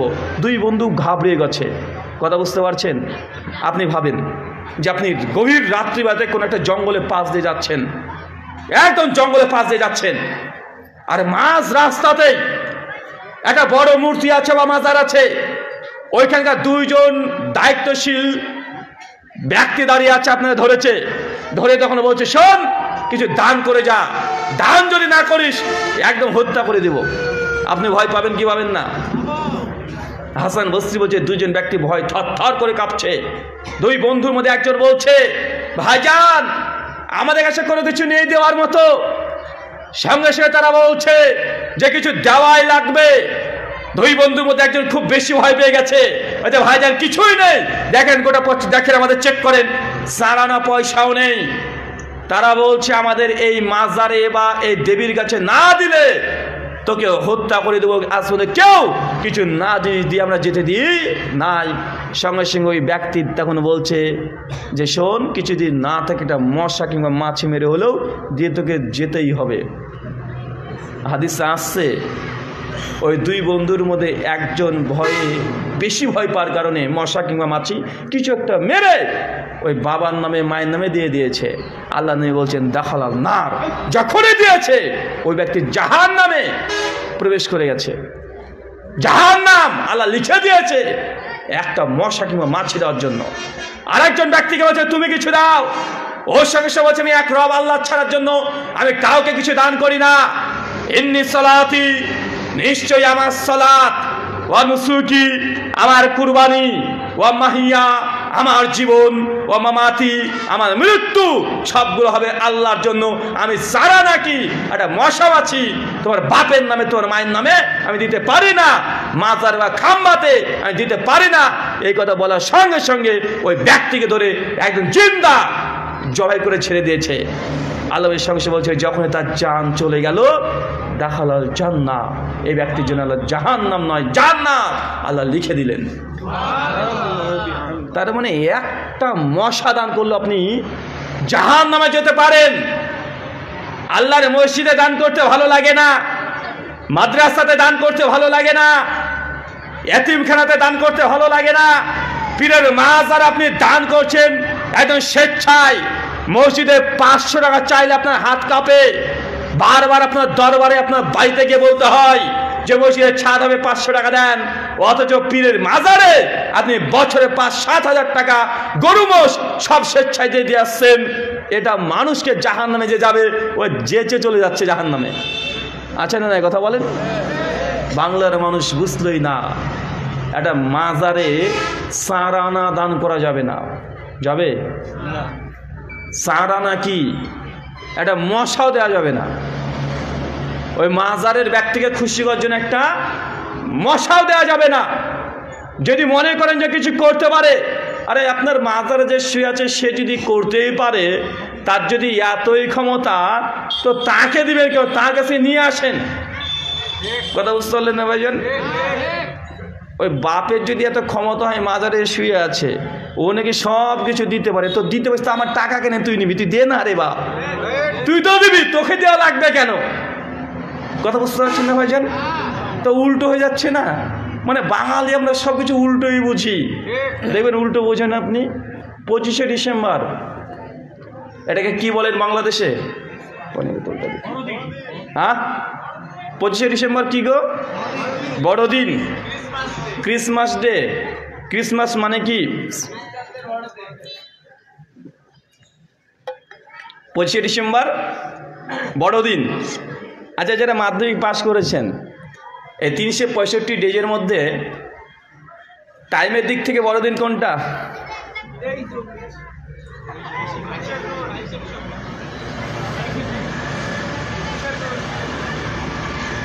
ঠিক আছে, 22 বলছেন, 16-17 জুন জুলাই মাসের দিকে হয় সবচেয়ে বড়দিন। লিপিয়ার হয়ে গেলে একটু বেশি 22-23 হয়ে যায়। তো যাই হোক, তার মানে বোঝা গেল জুন জুলাই মাসটা হচ্ছে সবচেয়ে বড় দিন, তাই না? জুলাই মাস। আচ্ছা, শীতের সময় দিন বড় না দিন ছোট হয়? দিন ছোট। রাত কি হয় শীতের সময়? রাত বড়। ওই যে 5টার দিকে রাত লেগে যায়, আর পরের দিন 6টা মতো রাত থাকে। মানে শীতের সময় রাত বড়, দিন ছোট। ডিসেম্বর শীতকাল না গরমকাল? ডিসেম্বর তো শীতকাল। তো ডিসেম্বরে কি দিন কখনো বড় হবে? তা আপনি যে 25শে ডিসেম্বরকে কিভাবে বড় দিন বললেন? হ্যাঁ, দেখছেন তো, যা দেখা যায় তা আসলে সঠিক না। সঠিক? আরে শীতকালে 25শে ডিসেম্বর সবচেয়ে ছোট দিন, কিন্তু বলছে সবাই বড় দিন। খ্রিস্টানরা পালনও করছে, আছে না নাই? কেন জানেন? আপনি তো মুসলমান, বুঝেনও না। আচ্ছা, 25শে ডিসেম্বর কেক কারা কারা খেয়েছেন? একটু হাত তোলেন তো। কেক হাত তোলেন না রে ভাই। কেক তো ভালো জিনিস, ভালো জিনিস না? কেক কেউ খান না? হ্যাঁ, আরে কেকও খান না আপনারা? তো আশ্চর্য মানুষ রে। আচ্ছা, ওই দিন খায় না, মানে একটু চালাক। বড়দিন তারা এই জন্য বলে না খ্রিশ্চানরা যে দিনটা টাইমের দিক থেকে বড়। বড়দিন তারা এই জন্য বলে, খ্রিস্টানদের বিশ্বাস 25শে ডিসেম্বর জিজাস ক্রাইস্ট তিনি এই দিন জন্মগ্রহণ করেছেন, আর যিশুকে মনে করে তারা আল্লাহর পুত্র। তারা বলে এই দিন স্বয়ং আল্লাহ সন্তান জন্ম দিয়েছে এই দিনে, এই দিনের চাইতে আর কোনোদিন বড় দিন হতে পারে? এর চাইতে শ্রেষ্ঠ দিন, বড় দিন আর কি হতে পারে? তারা আকীদা থিওলজির দিক থেকে দিনটাকে বড় বলে, কথা বুঝতে পারছেন? তাই এই দিনটা 25শে ডিসেম্বরকে বড় দিন বলাটাও এটা হারাম, এটা বলা যাবে না। কথা বুঝতে পারলেন না? যদি বড় দিন বলছেন তখন তারা আকীদাকে স্বীকার করে নিচ্ছেন যে এই দিন আল্লাহ সুবহানাহু ওয়া তাআলা নিজ সন্তান জন্ম দিয়েছে। এমন বলেন তো আল্লাহকে সন্তান জন্ম দিতে পারে? আল্লাহকে সন্তান জন্ম দেয়? আল্লাহ বলছেন লাম ইয়ালিদ ওয়া লাম ইউলাদ, আল্লাহ কখনো কাউকে জন্ম দেয় না, আল্লাহ কাউকে জন্ম নেয় না। যিনি স্রষ্টা হবেন আল্লাহ হবেন, তিনি সন্তান জন্ম দেন না। আল্লাহ যদি সন্তান জন্মই দেবে, ধরেন আপনার এলাকাতে একজন ছাত্র 3 দিন স্কুলে যায়নি, শিক্ষক বলছে কিরে কি ব্যাপার তোকে 3 দিন স্কুলে আসিসনি কেন? ওই ছাত্র যে স্যার আমাদের পাড়াতে একটা ভগবান জন্মিয়েছিল, এই জন্য 3 দিন আসেনি, দেখতে গিয়েছিলাম। ভাই মানুষ হাসবে না? ভগবান জন্মায় নাকি রে বেটা? ভগবান কি গজায় নাকি নতুন করে? কেউ যদি স্রষ্টা জন্মিয়েছে, বেটা হাস্যকর কথা না? একদম ডাঙা হাস্যকর কথা। কিন্তু আমাদের সমাজে অনেক আছে, বিশেষ করে হিন্দু দাদাদের মধ্যে আছে না নাই? হিন্দুদের একটা ধর্মগ্রন্থ আছে, নাম হচ্ছে শ্বেতাসূত্র উপনিষদ, অধ্যায় নম্বর 6 শ্লোক নম্বর 9। একটা মন্ত্র বলছে, মন্ত্র কি বলছে দেখেন, নাচশ্চ কশ্চিৎ পতিরাস্তি লোকো নাচেসিতা শিকারা নাম কারণাপাদীপ নাচশ্চ কশ্চিৎ জনিত ন যদিপা। যিনি ঈশ্বর হবেন তিনি কখনো কাউকে জন্ম দেন না, কারো কাছ থেকে তিনি জন্ম নেন না। নচ লিঙ্গামা, তার কোনো লিঙ্গও নেই, সে নারীও না সে পুরুষও না। এই যে ঈশ্বরের একটা বৈশিষ্ট্য, শ্রীমদ্ ভাগবত গীতা অধ্যায় 10 শ্লোক নম্বর 3 আবারও বলছেন, ইয়া মাম্মা জাম্মানাদিম চবিত্ত লোক মহেশ্বরাম আসাম্মুরা সুমেতেষু সর্ব পাপে হি প্রমুচ্ছতে। ইয়ামাম আজাম অনাদি। হে অর্জুন, যে ব্যক্তি এটা বিশ্বাস করে, ইয়ামাম আজাম, আমি স্বয়ং স্রষ্টা আজাম, আমি কখনো জন্মগ্রহণ করি না। অজম মানে কখনো যে জন্মগ্রহণ করে না, সর্ব পাপে হি প্রমুচ্ছতে, এই ব্যক্তিকেই সমস্ত পাপ থেকে মুক্তি দেওয়া হবে। কোন ব্যক্তি? যে ব্যক্তি বিশ্বাস করে ঈশ্বর কখনো জন্ম দেনও না, তিনি জন্ম নেও না, এই ব্যক্তির সমস্ত পাপ থেকে মুক্তি পাবে। এটা সনাতন ধর্ম, হিন্দু ধর্ম বলছে। অথচ হিন্দুরাই মনে করে শ্রীকৃষ্ণ তিনি ঈশ্বর, আবার তারা এটাও মনে করে শ্রীকৃষ্ণ জন্মগ্রহণ করেছিলেন বাসুদেবের ঘরে। আছে না নাই? কথা বলেন, আছে। দেখেন ধর্মগ্রন্থে তাদের আছে, তারপরে মানে না। 25শে ডিসেম্বর এটা দিনটা একদম ছোট, কিন্তু বলছে বড় দিন। দেখছেন না উল্টো হয়ে যাচ্ছে একদম, যা দেখছেন তা ভুল। নাটোরের রেল স্টেশনে চলে যাবেন কালকে, রেল দাঁড়িয়ে থাকবে, সামনের কামরাকে দেখবেন, দেখবেন কত বড়, একদম শেষ কামরা দেখেন, মনে হয় ডিস্টলাইয়ের একটা ঢোপ আছে না নাই? হ্যাঁ, মানে যা দেখছেন তা ভুল, মানুষ চোখ ভুল দেখতে পারে, পারে কি পারে না? দেখছেন সামনের কামরাটা অনেক বড়, শেষ কামরাটা কি বড় না ছোট? ছোট হয়ে যায় না ভাইজান? কিন্তু আসলে কি এই কামরাটা ছোট? যখন কাজ শেষ হবে বড় হতে শুরু করে দিবে। ফাঁকা মাঠে যাবেন, দেখবেন আকাশ একদম আপনার মাঠের মধ্যে লেগে গেছে, একদম গোলে ঢুকে পড়ছে। আসলে আকাশ কি আপনার এরকম হয়? হ্যাঁ, আকাশ কি আপনার মাটির সঙ্গে মিশে যায়? যায় না রে ভাই। আকাশ তো ব্ল্যাক স্পেস, মানে যা দেখছি এগুলো মোটেও সঠিক নয়। এগুলো মধ্যে হাজারো জিনিস বলা যাবে যে দেখছি যা, এগুলো সঠিক নাই। আর একটা বলবো, অনেকগুলো আপনি যেগুলো কল্পনা করতে পারবেন। আচ্ছা, রাস্তা দেবে গ্রীষ্মকালে, রাস্তাতে গাছের নিচে তাকাবেন, দেবেন পানি ছলছল করছে, বালুর মধ্যে পানি ছলছল করছে, দেখছেন না ভাইজান? কিন্তু আপনি গেলে কোনো পানি পাবেন? আচ্ছা, আপনাদের এলাকায় মাঠ ঘাট আছে? মাঠে কারা কারা কাজ করেন একটু হাত তোলেন তো।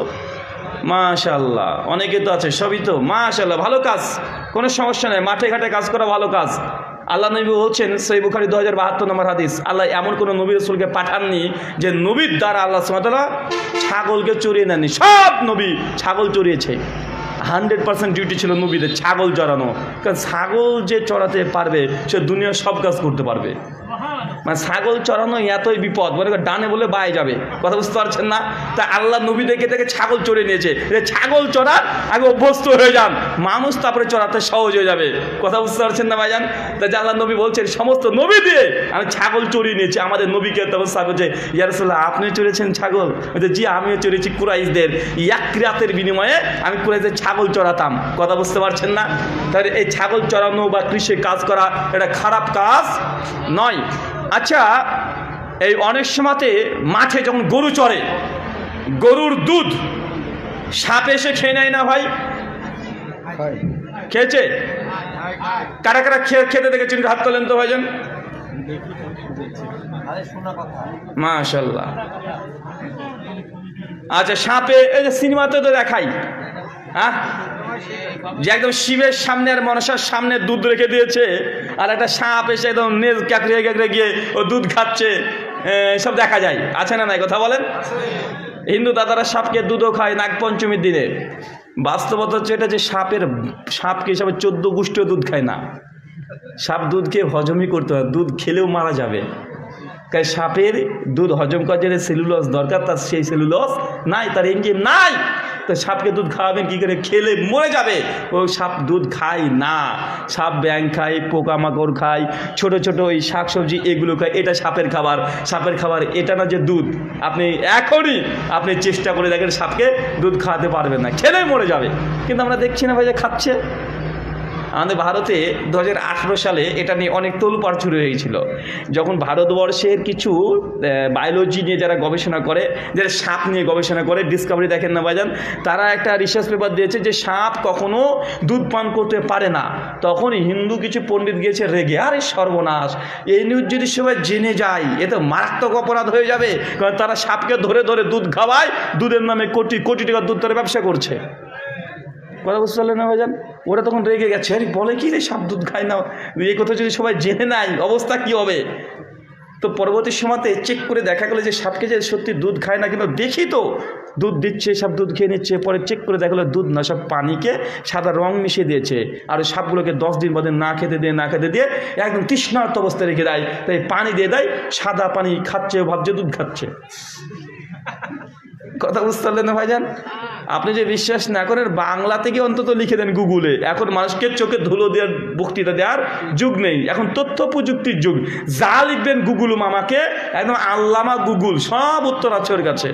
একদম মুফতি মুহাদ্দিস, মানে ও যা জিজ্ঞাসা করবেন, একদম আলবার্ট আইনস্টাইন বলেন, আর আইজাক নিউটন বলেন, আর মুফতি মুহাদ্দিস বলেন, এই গুগল হচ্ছে আমাদের মামা, কথা বুঝতে পারলেন? যা লিখবেন প্রশ্ন সব উত্তর দিয়ে দেয়, দেয় কি দেয় না? এখনই বাংলাতে লিখেন, বাংলাতে লিখবেন যে সাপ কি দুধ খায়, লিখলেই অনেকগুলো আর্টিকেল পেয়ে যাবেন পেপার পত্রিকা থেকে, সাপের বাপও দুধ খায় না।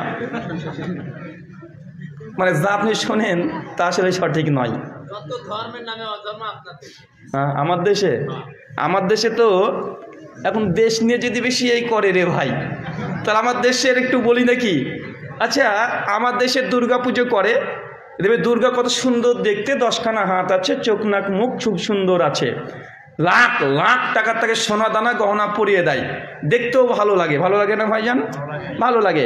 কিন্তু এটা আমার দেশের দুর্গা পুজো করছে, এটা বেশি খারাপ না? আপনার দেশে মরা মানুষ মরে হাড় হয়ে গেছে, ভেতরে এই যে আপনার কি মানে একটা কবর দিয়েছে মাটি দিয়ে আর যে সিমেন্ট বালি দিয়ে, ওটাকে পুজো করছে, কোনটা ভালো? এবার দুটোই খারাপ ধরলাম, তারপরে গু আর মুত, এখন কোনটা? দুটোই নাপাক। এর একটার চাইতে একটা নাপাক বেশি না কম, কথা বলেন? আরে হিন্দুরা তো তার একটা মূর্তি নির্মাণ করছে মানুষের মতো দেখতে, 10-12টা হাত আছে, এটা তো একটা মানে হয়। কিন্তু বাংলাদেশে আর মুসলিমরা যেভাবে বাবাকে কবরে শুয়ে দিয়ে পুজো করছে, মাজারে চাদর দিচ্ছে, কে দোয়া করছে, সিজদা দিচ্ছে, কোনটা বেশি গোনা? হ্যাঁ ভারতের, আরে ভাই ভারতের যতটা না আছে তার চেয়ে বাংলাদেশে বেশি আছে না নাই? বেশি আছে না ভাইজান? আমাদের ভারতে হিন্দু দাদারা গরুর কাছে চাই, আপনাদের সিলেটে ওই যে কি মাছের কাছে চাই, কচ্ছ বেঁচে যায় না? হ্যাঁ, সব খবর রাখি আমরা। হ্যাঁ, হিন্দু থেকে বলছেন যে গরু পূজারি, আপনারা মাছ কচ্ছ পূজারি। বাংলাদেশে আছে না নাই? বাংলাদেশ বলে আপনাকে অপমান করছি না, মানে এই যে জিনিস সব জায়গাতে আছে। আরে বট গাছ যেগুলো আছে ওনে সুতো বেঁধে দেয়, বেঁধে দিয়ে দোয়া করে, প্রার্থনা করে যে আল্লাহ ভগবান আমাকে এই দিও, এই দিও, এই দিও। দেখছে বট গাছেও দড়ি বাঁধে।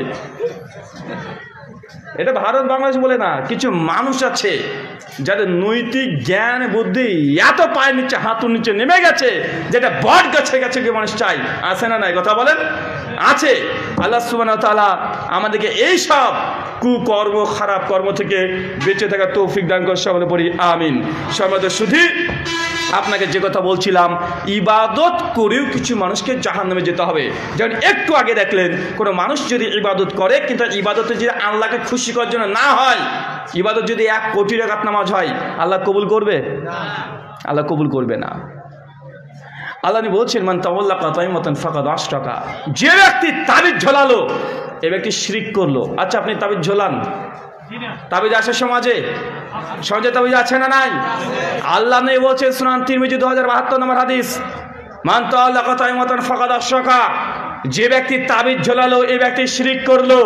মানে আপনি যতই ভালো মনে করেন না কেন, যত বড় হুজুর আপনাকে তাবিজ দিয়ে দিক না কেন, যত বড় আল্লাহর ওলি এসে আপনাকে তাবিজ দিক না কেন, তাবিজ দিলেই এটা শিরক হবে, গুনাহ, পাপ। তাবিজ নিয়ে যদি মৃত্যুবরণ করেন, আপনার জাহান্নামে জায়গা হতে পারে। কিন্তু আপনি পাপটাকে পাপ মনে করেন না। আছে না ভাইজান? আল্লাহ নবীকেও জাদু টোনা করেছিল ইহুদি নারী, এ হাদিস জানা আছে না নাই? তো আল্লাহ আসমান থেকে শেষে কি তাবিজ নাজিল করেছিলেন? একটা তাবিজ পাঠিয়ে দিয়েছিলেন যে ইয়া রাসূলুল্লাহ তাবিজ পড়েন। আল্লাহ কি পাঠিয়েছিলেন? সূরা নাস আর সূরা ফালাক।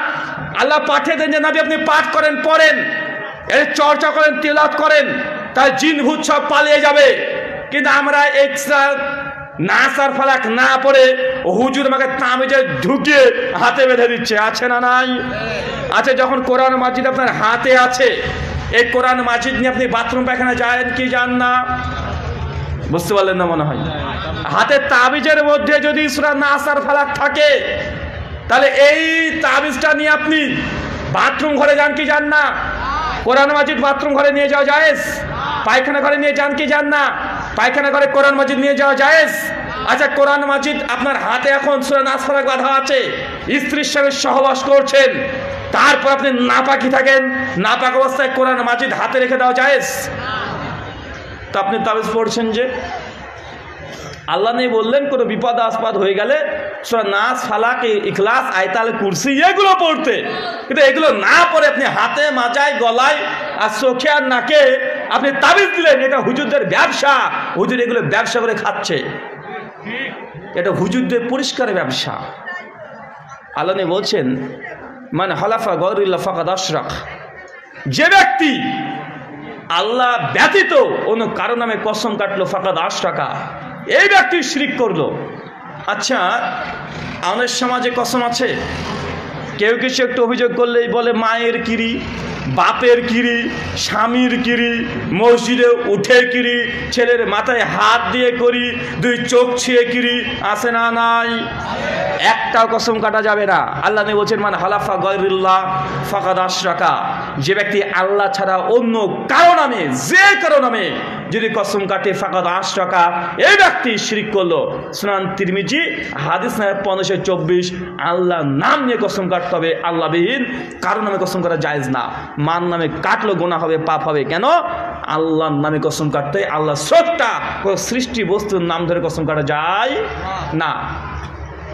ইবাদত আগে বলেছি, আমিলাতুন নাসিবা, ইবাদত করে করে মানুষ ক্লান্ত। তাসলা নারুন হামিয়া, তারপরে আল্লাহ বলছে তাকে জাহান্নামে নিক্ষেপ করবে। তার মানে মানুষ বাহ্যিক দিক থেকে অনেকগুলো ইবাদত করে ফেলছে, কিন্তু ইবাদতগুলো আল্লাহ কবুল করছেন না। কেন? যদি ইবাদতের মধ্যে শিরক থাকে, আল্লাহ কবুল করবেন না।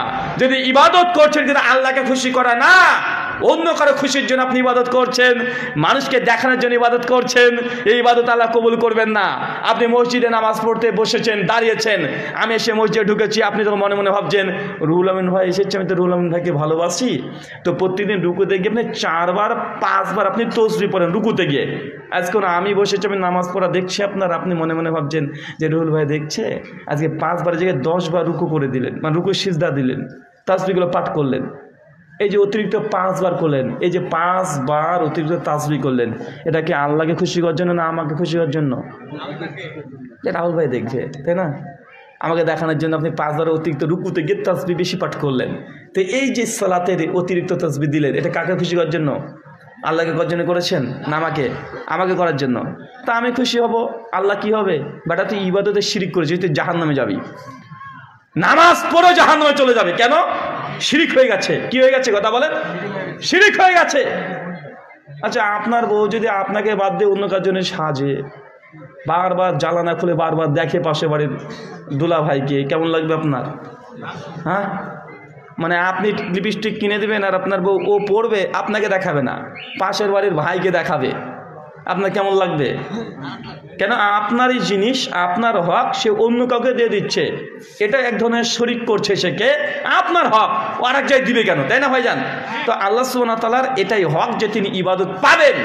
ইবাদত আল্লাহকে খুশি করার জন্য করতে হবে। আপনি যদি আরও কাউকে খুশি করার জন্য করেন, এটাকে বলা যায় শিরিক। তারপরে শিরিক যুক্ত ইবাদত যদি হয়, মানুষকে দেখানোর জন্য যদি ইবাদত হয়, আল্লাহ এই ইবাদত কবুল করবে না। আরেকটা আছে ইবাদত কবুল করার শর্ত, সেটা হচ্ছে বিদাত মুক্ত অবস্থায় হতে হবে। বিদাত মুক্ত বোঝেন কি বলেন তো? ইবাদত মনে করে করছেন কিন্তু নবী করেনি। আপনি বলছেন ভালো কাজ তো, আল্লাহ নবীর নবী দিবস পালন করছেন, নবীজির আগমন শুভেচ্ছা স্বাগতম, খুব খুশি। নবীজি 12 রবিউল আউয়াল তিনি পৃথিবীতে এসেছেন, একদম রিয়ালি বের করছেন, জশ্নের জুলুস করছেন, খুব খুশি। রাত্রেবেলাতে গত রাত্রে মদ খেয়েছিলেন, মুখে এখনো ঢেকুর তুলে গন্ধ বের হবে, সকালবেলা গিয়ে আশেকে রাসূল আছে না নাই কথা বলেন? একদম ভ্যান নিয়ে, রিক্সা নিয়ে, গাড়ি নিয়ে ছুটছেন, নবীজির আগমন শুভেচ্ছা স্বাগতম, আমরা আশেকে রাসূল চিৎকার মারছেন। কিন্তু আল্লাহ নবী যদি ইবাদতটা না করে থাকে, এই ইবাদতটা আপনাকে জাহান্নামে নিয়ে যাবে। ইবাদত করলেও মানুষ জাহান্নামে যায়। আপনি বলতেন ভাইজান ভালোই তো কাজ, ভালো কাজ করছে, আল্লাহ জাহান্নামে দিয়ে দেবে। জি চাচা, প্রতিদিন ফরজ নামাজ কত রাকাত পড়েন? 17 রাকাত। আচ্ছা, জুমার দিন কত রাকাত পড়েন? জুমা কত রাকাত? 2 রাকাত। তাহলে জুমাতে কত রাকাত হলো টোটাল? হ্যাঁ, কত হলো? 15 হলো না? প্রতিদিন 17 রাকাত, জুমাতে কত রাকাত? 15 রাকাত। এখন নামাজ পড়া ভালো কাজ না খারাপ কাজ? এখন কোনো আল্লাহর ওলি যদি এসে বলে প্রতিদিন তো জোহর 4 রাকাত পড়ি, বাচ্চা আজকে জুমাটাকে 4 রাকাত পড়বো, আর আপনার মসজিদে ইমাম যদি বলে যে জুমা 4 রাকাত হবে, ওই ইমামের পেছনে নামাজ পড়বেন না ধরে ঠ্যাঙাবেন? ওই ইমামের পেছনে নামাজ পড়বেন?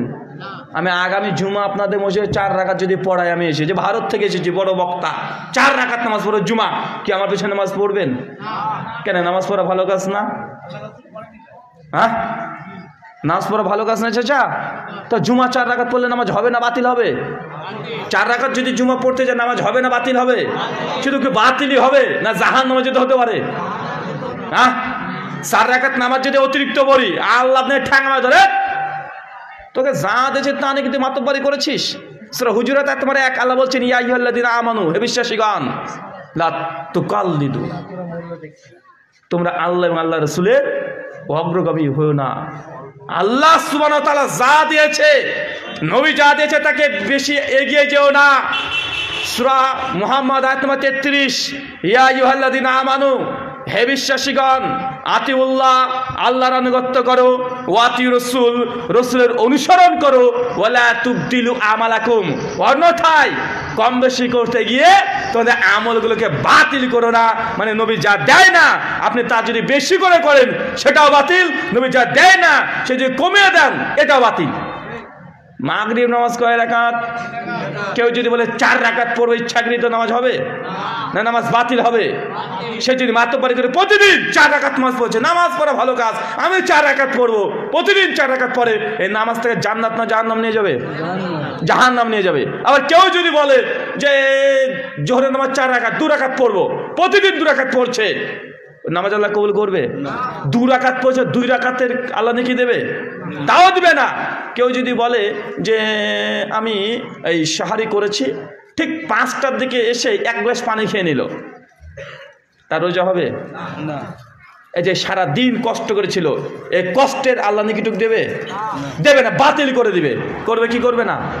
তার মানে আপনাকে বুঝতে হবে ইবাদত ওটাই, নবী যা দিয়েছে অতটুকু ইবাদত, বেশিও করা যাবে না, কমও করা যাবে না। বেশি করলেও গুনাহ, কম করলেও গুনাহ। নবী যা দিয়েছে, মা আতাকুম রাসূলু ফাকুযুহু ওয়া মা নাহাকুম আনহু ফান্তাহু, আমার নবী তোকে যতটুকু দিয়েছে অতটুকুই নাও, যা নবী দেয় নাই ভালো হোক তারপরে করা যাবে না। সূরা হাশর আয়াত নম্বর 7। তা আল্লাহ নবী তো কিয়াম করেনি, আপনি করছেন কেন? ভালো যে, আরে ভালো হয়েছে তো কি হয়েছে, নবী তো করেনি। ভালো হলে নবী করতেন না? বাপ মারা গেছে, 40 খান আপনি করছেন, আছে না নাই? ভালো কাজ, মানুষকে খাওয়াচ্ছি, তো তুমি ভালো বুঝলে, নবী বুঝলো না? নবীর সাহাবীরা বুঝলেন না? আল্লাহ নবীর ইন্তেকালের পরে আমাদের আয়েশা 45 বছর জীবিত ছিল, তিনি একদিনও 40 খানা করতে পারতেন না, একদিনও বুট ছোলা গুনতে পারতেন না, একদিনও কোরআন খানি করতে পারতেন না, কোরআন বক্সিয়ে দিতে পারতেন না, একদিনও দেয় নাই। আল্লাহ নবীর মৃত্যুর পর নবীর 11 জন স্ত্রী জীবিত ছিল, 11 জন, কেউ করলো না। তারা ধর্ম বুঝতো না, আপনি বাংলাদেশে বুঝে নিলেন। আমরা ধর্মটা কিভাবে করছি? তাহলে আপনাকে এতটুকু আগে বুঝতে হবে, নবী যে আমল দেয়নি ভালো হলেও করা যাবে না। আর যদি বলেন যে না ভালো জিনিস করলে ক্ষতি কি, তাহলে এক কাজ করবেন, ওই জোহরের নামাজ 5 রাকাত পড়ে দিবেন, জুমা 4 রাকাত পড়বেন, মাগরিব 4 রাকাত পড়ে দিবেন। পড়লে কি জায়েজ হবে না হারাম হবে? হারাম হবে। মানে ইবাদত চাচা এতটুকু বুঝেন, আবেগের জায়গায় ইবাদত না, ইবাদত আবেগের জায়গা না। আপনার মন চাইলে আপনি যখন তখন নামাজ পড়বেন, এটাও পড়তে পারবেন না। সারা রাত যদি কেউ তাহাজ্জুদের নামাজ পড়ে, জায়েজ? ঘুমাবো না, সারা রাত তাহাজ্জুদের নামাজ পড়বো, জায়েজ হবে? সহিহ বুখারী 563 নম্বর হাদিস, আল্লাহ নিয়ে বলছেন যে রাত্রের কিছু অংশ ঘুমাও, কিছু অংশ তাহাজ্জুদের নামাজ পড়ো। ফামান রাগিবান সুন্নতি ফালাইসা মিন্নি। আর যে সারা রাত্রি তাহাজ্জুদের নামাজ পড়বে বুজুর্গি দেখাতে গিয়ে, সে আমার উম্মতের অন্তর্ভুক্ত না। কেউ যদি বলে সারা জীবন রোজা রাখবো, রোজা কখনো ছাড়বো না, ঈদের দিনে রোজা রাখবো বুজুর্গি দেখাতে গিয়ে, আল্লাহ তাকে গুনাহ দেবে না নাকি দেবে? কেন? রোজা রাখা খারাপ কাজ নাকি? রোজা রাখা ভালো কাজ, কিন্তু ঈদের দিন নবী রাখতে নিষেধ করেছে। তুমি যদি করো এই রোজা তোমাকে গুনাহ দিবে, জাহান্নাম নিয়ে যাবে, জান্নাত নিয়ে দেবে না। আমরা এতটুকু যদি বুঝে নিতাম, সমাজে যে কুসংস্কারগুলো আছে, অতিরিক্ত ইবাদত, একদম ভাবছি যে ইবাদত সবে বরাতে রাত্রি কে কত রাকাত নামাজ পড়তে পারে। সবাই তো রোজা রাখা হয় না ভাইজান, গিয়েছে না? একদম রাতে একদম মসজিদকে আলোক সজ্জা করে লাইট দিয়ে কে কত নামাজ পড়তে পারে, একদম চলছে। কে বলছে 100 রাকাত পড়েছি, কে বলছে 80 রাকাত পড়েছি। বেটা তুমি তো পড়ছো ভালো কথা, কিন্তু নবী যে পড়েনি, সাহাবীরা যে পড়েনি, তুমি পড়ছো নামাজ, কিন্তু আল্লাহ নবী বুঝলো না রাত্রের গুরুত্ব, সাহাবীরা বুঝলেন না, ইবাদত করলে না। তুমি আমি করছি, এই ইবাদত তোমাকে কোথায় নিয়ে যাবে তুমি চিন্তা করে দেখেছো? বারবার আমরা এই জন্যই বলি, ইবাদত অতটুকুই করেন যতটুকু নবী করতে বলেছে। নবী যা করতে বলেনি, নবীর চাইতে ওভারটেক করে নবীর চাইতে আগে যাওয়ার চেষ্টা করেন না। অনেক পীর বলছে, মুরিদ বলছে যে আমার পীর এত বড় পীর, এক পায়ে দাঁড়িয়ে উনি তাহাজ্জুদের নামাজ পড়তেন। এ পীর নয়, শয়তান। তোমার পীর এক পায়ে দাঁড়িয়ে তাহাজ্জুদের নামাজ পড়েছে, এটাকে বুজুর্গি না শয়তানি? এটা যদি বুজুর্গি হতেন তাহলে আমার নবী প্রথমে এক পায়ে দাঁড়িয়ে নামাজ পড়ে দেখাতেন এবং বলতেন যে সাহাবী আমার এক পায়ে দাঁড়িয়ে তাহাজ্জুদ নামাজ পড়া বেশি উপকার। নবী করেনি, নবী 2 পায়ে দাঁড়াতেন, সাহাবীরা 2 পায়ে দাঁড়াতেন। এটা ইবাদতের তরিকা। বুজুর্গি দেখাতে গিয়ে এক পায়ে দাঁড়ানো মানে এটা আল্লাহর ওলিত্বের পরিচয় না, এটা শয়তানের পরিচয়। সমাজের এরকম আছে না ভাইজান? বলছে আমার পীর সাহেব বাপরে বাপ, হ্যাঁ একদম সারা রাতটি ধরে শুধু নামাজ পড়া জিকির করে, নামাজ পড়া জিকির করে, এটা বদমাইশি। আল্লাহ সুবহানাহু রাতকে ঘুমানোর জন্য তৈরি করেছে। মুমিন ঘুমাবে, ঘুমটা ইবাদত কি ইবাদত নয়? ঘুমটা ইবাদত। এটা হিন্দু ধর্ম না যে আপনি সবসময় ইবাদতে আর ধ্যানে মগ্ন থাকবেন, জঙ্গলে গিয়ে ন্যাংটা হয়ে ও সব সময় করবেন। এটা ইসলাম ধর্ম, এটা জায়েজ নয়। মসজিদে নামাজ পড়া শেষ হবে, মসজিদ থেকে বেরিয়ে গিয়ে যত দ্রুত পারেন রিজিকের অন্বেষণ করতে শুরু করে দেন, দোকান খুলে ব্যবসা করতে শুরু করে দেন হালাল। নামাজ শেষ, মসজিদে বসে থাকা যাবে না, এটা ইসলাম। সূরা জুমা আয়াত নম্বর 9। যখনই নামাজ শেষ দ্রুত চলে যাবেন ছুটতে ছুটতে গিয়ে যার যা রিজিক অন্বেষণ করেন। মসজিদে বসে থাকলে খাবার আসবে না, রিজিক আল্লাহ আসমান থেকে আপনাকে দেবে না। দিতে পারেন কিন্তু আল্লাহ দিবে না, আল্লাহ ওয়াদা করে নাই দেবে না। আল্লাহ যে মসজিদ নামাজ শেষ, বাইরে যা, আগে বেচা কিনা কর, হালাল রোজগার কর, বউ ছেলে মেয়ে পিতামাতা আছে তাদের যত্ন নিতে হবে। ইসলাম এটা অবাস্তব কোনো ধর্ম নয়, ইসলাম আবেগের নাম নয়, ইসলাম হচ্ছে বাস্তবসম্মত ধর্ম। কথা বুঝতে পারছেন? আল্লাহ সুবহানাহু ওয়া তাআলা আমাদের এই কথাগুলো বোঝার তৌফিক দান করে সকলে পড়ি আমিন। 4টে বিষয় আলোচনা করে দিয়েছি ইবাদত কবুল না হওয়ার 4টে কারণ। 1, ইবাদতের পূর্বে হালাল ইনকাম করা শিখতে হবে, হালাল খেতে হবে। কেউ যদি হালাল না খায়, হালাল যদি ইনকাম না করে, 1 কোটি রাকাত নামাজ পড়লেও আল্লাহ নামাজ কবুল করবেন না। 2 নাম্বার, ইবাদত হতে হবে শুধুমাত্র কেবলমাত্র আল্লাহকে খুশি করার জন্য। কাকে খুশি করার জন্য? আল্লাহকে খুশি করার জন্য। 3 নাম্বার, ইবাদত করবেন, ইবাদত যেন শিরক না থাকে, কোনো শিরকযুক্ত আমল ইবাদত যেন না হয়। আর 4 নাম্বার, ইবাদত হবে বিদাত মুক্ত অবস্থায়, মানে নবী যা করেছে ততটুকুই করবেন। আগে জিজ্ঞেস করবেন আল্লাহ নবী থেকে প্রমাণিত? হ্যাঁ নবী করেছে, তাহলে করেন। যে না নবী করেনি, এটা মুস্তাহাব, এটা বিদাতে হাসানা। জেনে রাখবেন মুস্তাহাব বিদাতে হাসানা বললে ওই ইবাদত আপনি করবেন না, মানে নবী করেনি। যখন হুজুরে বলছে মুস্তাহাব মানে কি জানেন? মানে নবী করেনি, এই হুজুর টুজুর একটু জোরা টোরা দিয়ে একটু মুস্তাহাব করছে। মুস্তাহাব মানে ভালো, মুস্তাহাবের বাংলা মানে কি? ভালো। আর সুন্নাত মানে কি? নবী করেছে। যখন সময় সুন্নাত তখন সঙ্গে সঙ্গে করবেন আমলটা। চাচা বুঝতে পারছেন? যদি বলে এই আমলটা সুন্নাত তাহলে কি করবেন? বুঝবেন যে এটা নবী করেছে। কথা বুঝতে পারলেন? আর যখন শুনবেন যে মুস্তাহাব বেদাতে হাসানা, করলে নেকি হয়, না করলে গোনা হয়, মানে এটা হুজুরের ফ্যাক্টরিতে তৈরি করা। হ্যাঁ কি হ্যাঁ ফরজ বাদ দিয়ে যা আছে হাদিসে ভাষাতে সবই নফল, সবই সুন্নাত। নবী যেগুলো করেছেন সেগুলো কি? সুন্নাত। নবীর জন্য নফল ছিল, আমাদের জন্য সুন্নাত। আল্লাহ নবী 4 রাকাত ফজর জোহরের নামাজ 4 রাকাত পড়েছে ফরজ, এটা তার জন্য কি ছিল? ফরজ। কিন্তু আল্লাহ নবী জোহরের পূর্বে 4 রাকাত সুন্নাত পড়েছে, পরে 2 রাকাত পড়েছে। নবীর জন্য নফল, কিন্তু উম্মতের জন্য কি হলো? সুন্নাত। কথা বুঝতে পারছেন? মানে নবী যেটা নফল হিসেবে করেছেন ওটা আমাদের জন্য কি? ওটা আমাদের জন্য সুন্নাত হয়ে যাচ্ছে। যেমন সূরা বনী ইসরাঈল আয়াত নম্বর 79, ওয়া মিনাল লাইলি ফাতাহাজ্জাদ বিহি। আল্লাহ বলছেন যে নবী আলাইহিস সালাম আপনার জন্য এই তাহাজ্জুদের নামাজকে নফল করে দিলাম। কি করে দিলাম? নফল। উম্মতের জন্য এই তারাবির নামাজ তারা যদি পড়ে এটা হুকুমের দিক থেকে নফল, নবী পড়েছে এই জন্য এটা কি হবে? সুন্নাত। তাই নবীর যে আমলগুলো তার জন্য নফল, আমাদের জন্য কি? সুন্নাত। সুন্নাত আমাদের জন্য, নবীর জন্য কি ছিল?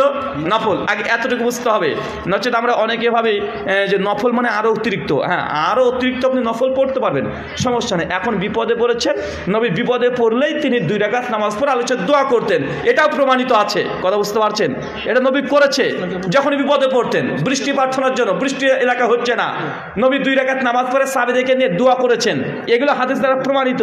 কিন্তু যে ইবাদত নির্দিষ্ট নবী করেনি, আপনি যদি বলেন যে এখন করব, এটা কি হবে? এটা বিদাত হবে। আর এই বিদাতি আমল আল্লাহ কবুল করবে না। মানে আমিলা আমালান লাইসা আলাইহি আমরুনা ফাহুয়া রাদ। কোন ব্যক্তি এমন কোন আমল করলো যে আমল নবী দেয় নাই, ফাহুয়া রাদ, যতই ভালো হোক সেটা বাতিল। সে মুসলিম হাদিস নাম্বার 1718, সুনান ইবনে মাজাহ হাদিস নাম্বার 14, আবু দাউদ হাদিস নাম্বার 4606, মিশকাত হাদিস নাম্বার 140। এই 4টে শর্ত। কয়টা শর্ত বললাম? 4টে শর্ত। এই 4টে শর্ত যদি পূরণ করেন ইবাদত কবুল হবে। আর যে ইবাদতে 4টে যদি আপনার থেকে থাকে জেনে রাখবেন ইবাদত আল্লাহর কাছে কবুল হচ্ছে না, ইবাদত করে আপনাকে লাস্টে জাহান্নামে যেতে হবে। যেমন একটু আগে বললাম আবিলাতুন নাসিবা তাসলা নারুন হামিয়া, অনেক ব্যক্তি ইবাদত করবে, মানুষ দেখেছে দুনিয়াতে অনেক বেশি ইবাদত করেছে, কিন্তু মরার পরে দেবেন তারা জাহান্নামে দাউ দাউ করে জ্বলছে। কেন? কারণ হয় ইবাদত আল্লাহকে খুশি হওয়ার জন্য করেনি, 2 হয়তো হারাম খেয়েছে ইবাদত করেছে, 3 হয়তো শিরিক করেছে, 4 বিদআতে আমল করেছে। মানুষ দেখেছে দুনিয়াতে ইবাদত করেছে, কিন্তু ইবাদত করে কোথায় নিয়ে যাবে? জাহান্নামে যাবে। আল্লাহ সুবহানাহু ওয়া তাআলা আমাদের 4টে শর্তকে বর্জন করে চলা তৌফিক দান করে। সকলে বলি আল্লাহুম্মা আমিন। আল্লাহ যে কোনো ইবাদত যেন তোমাকে খুশি করে করতে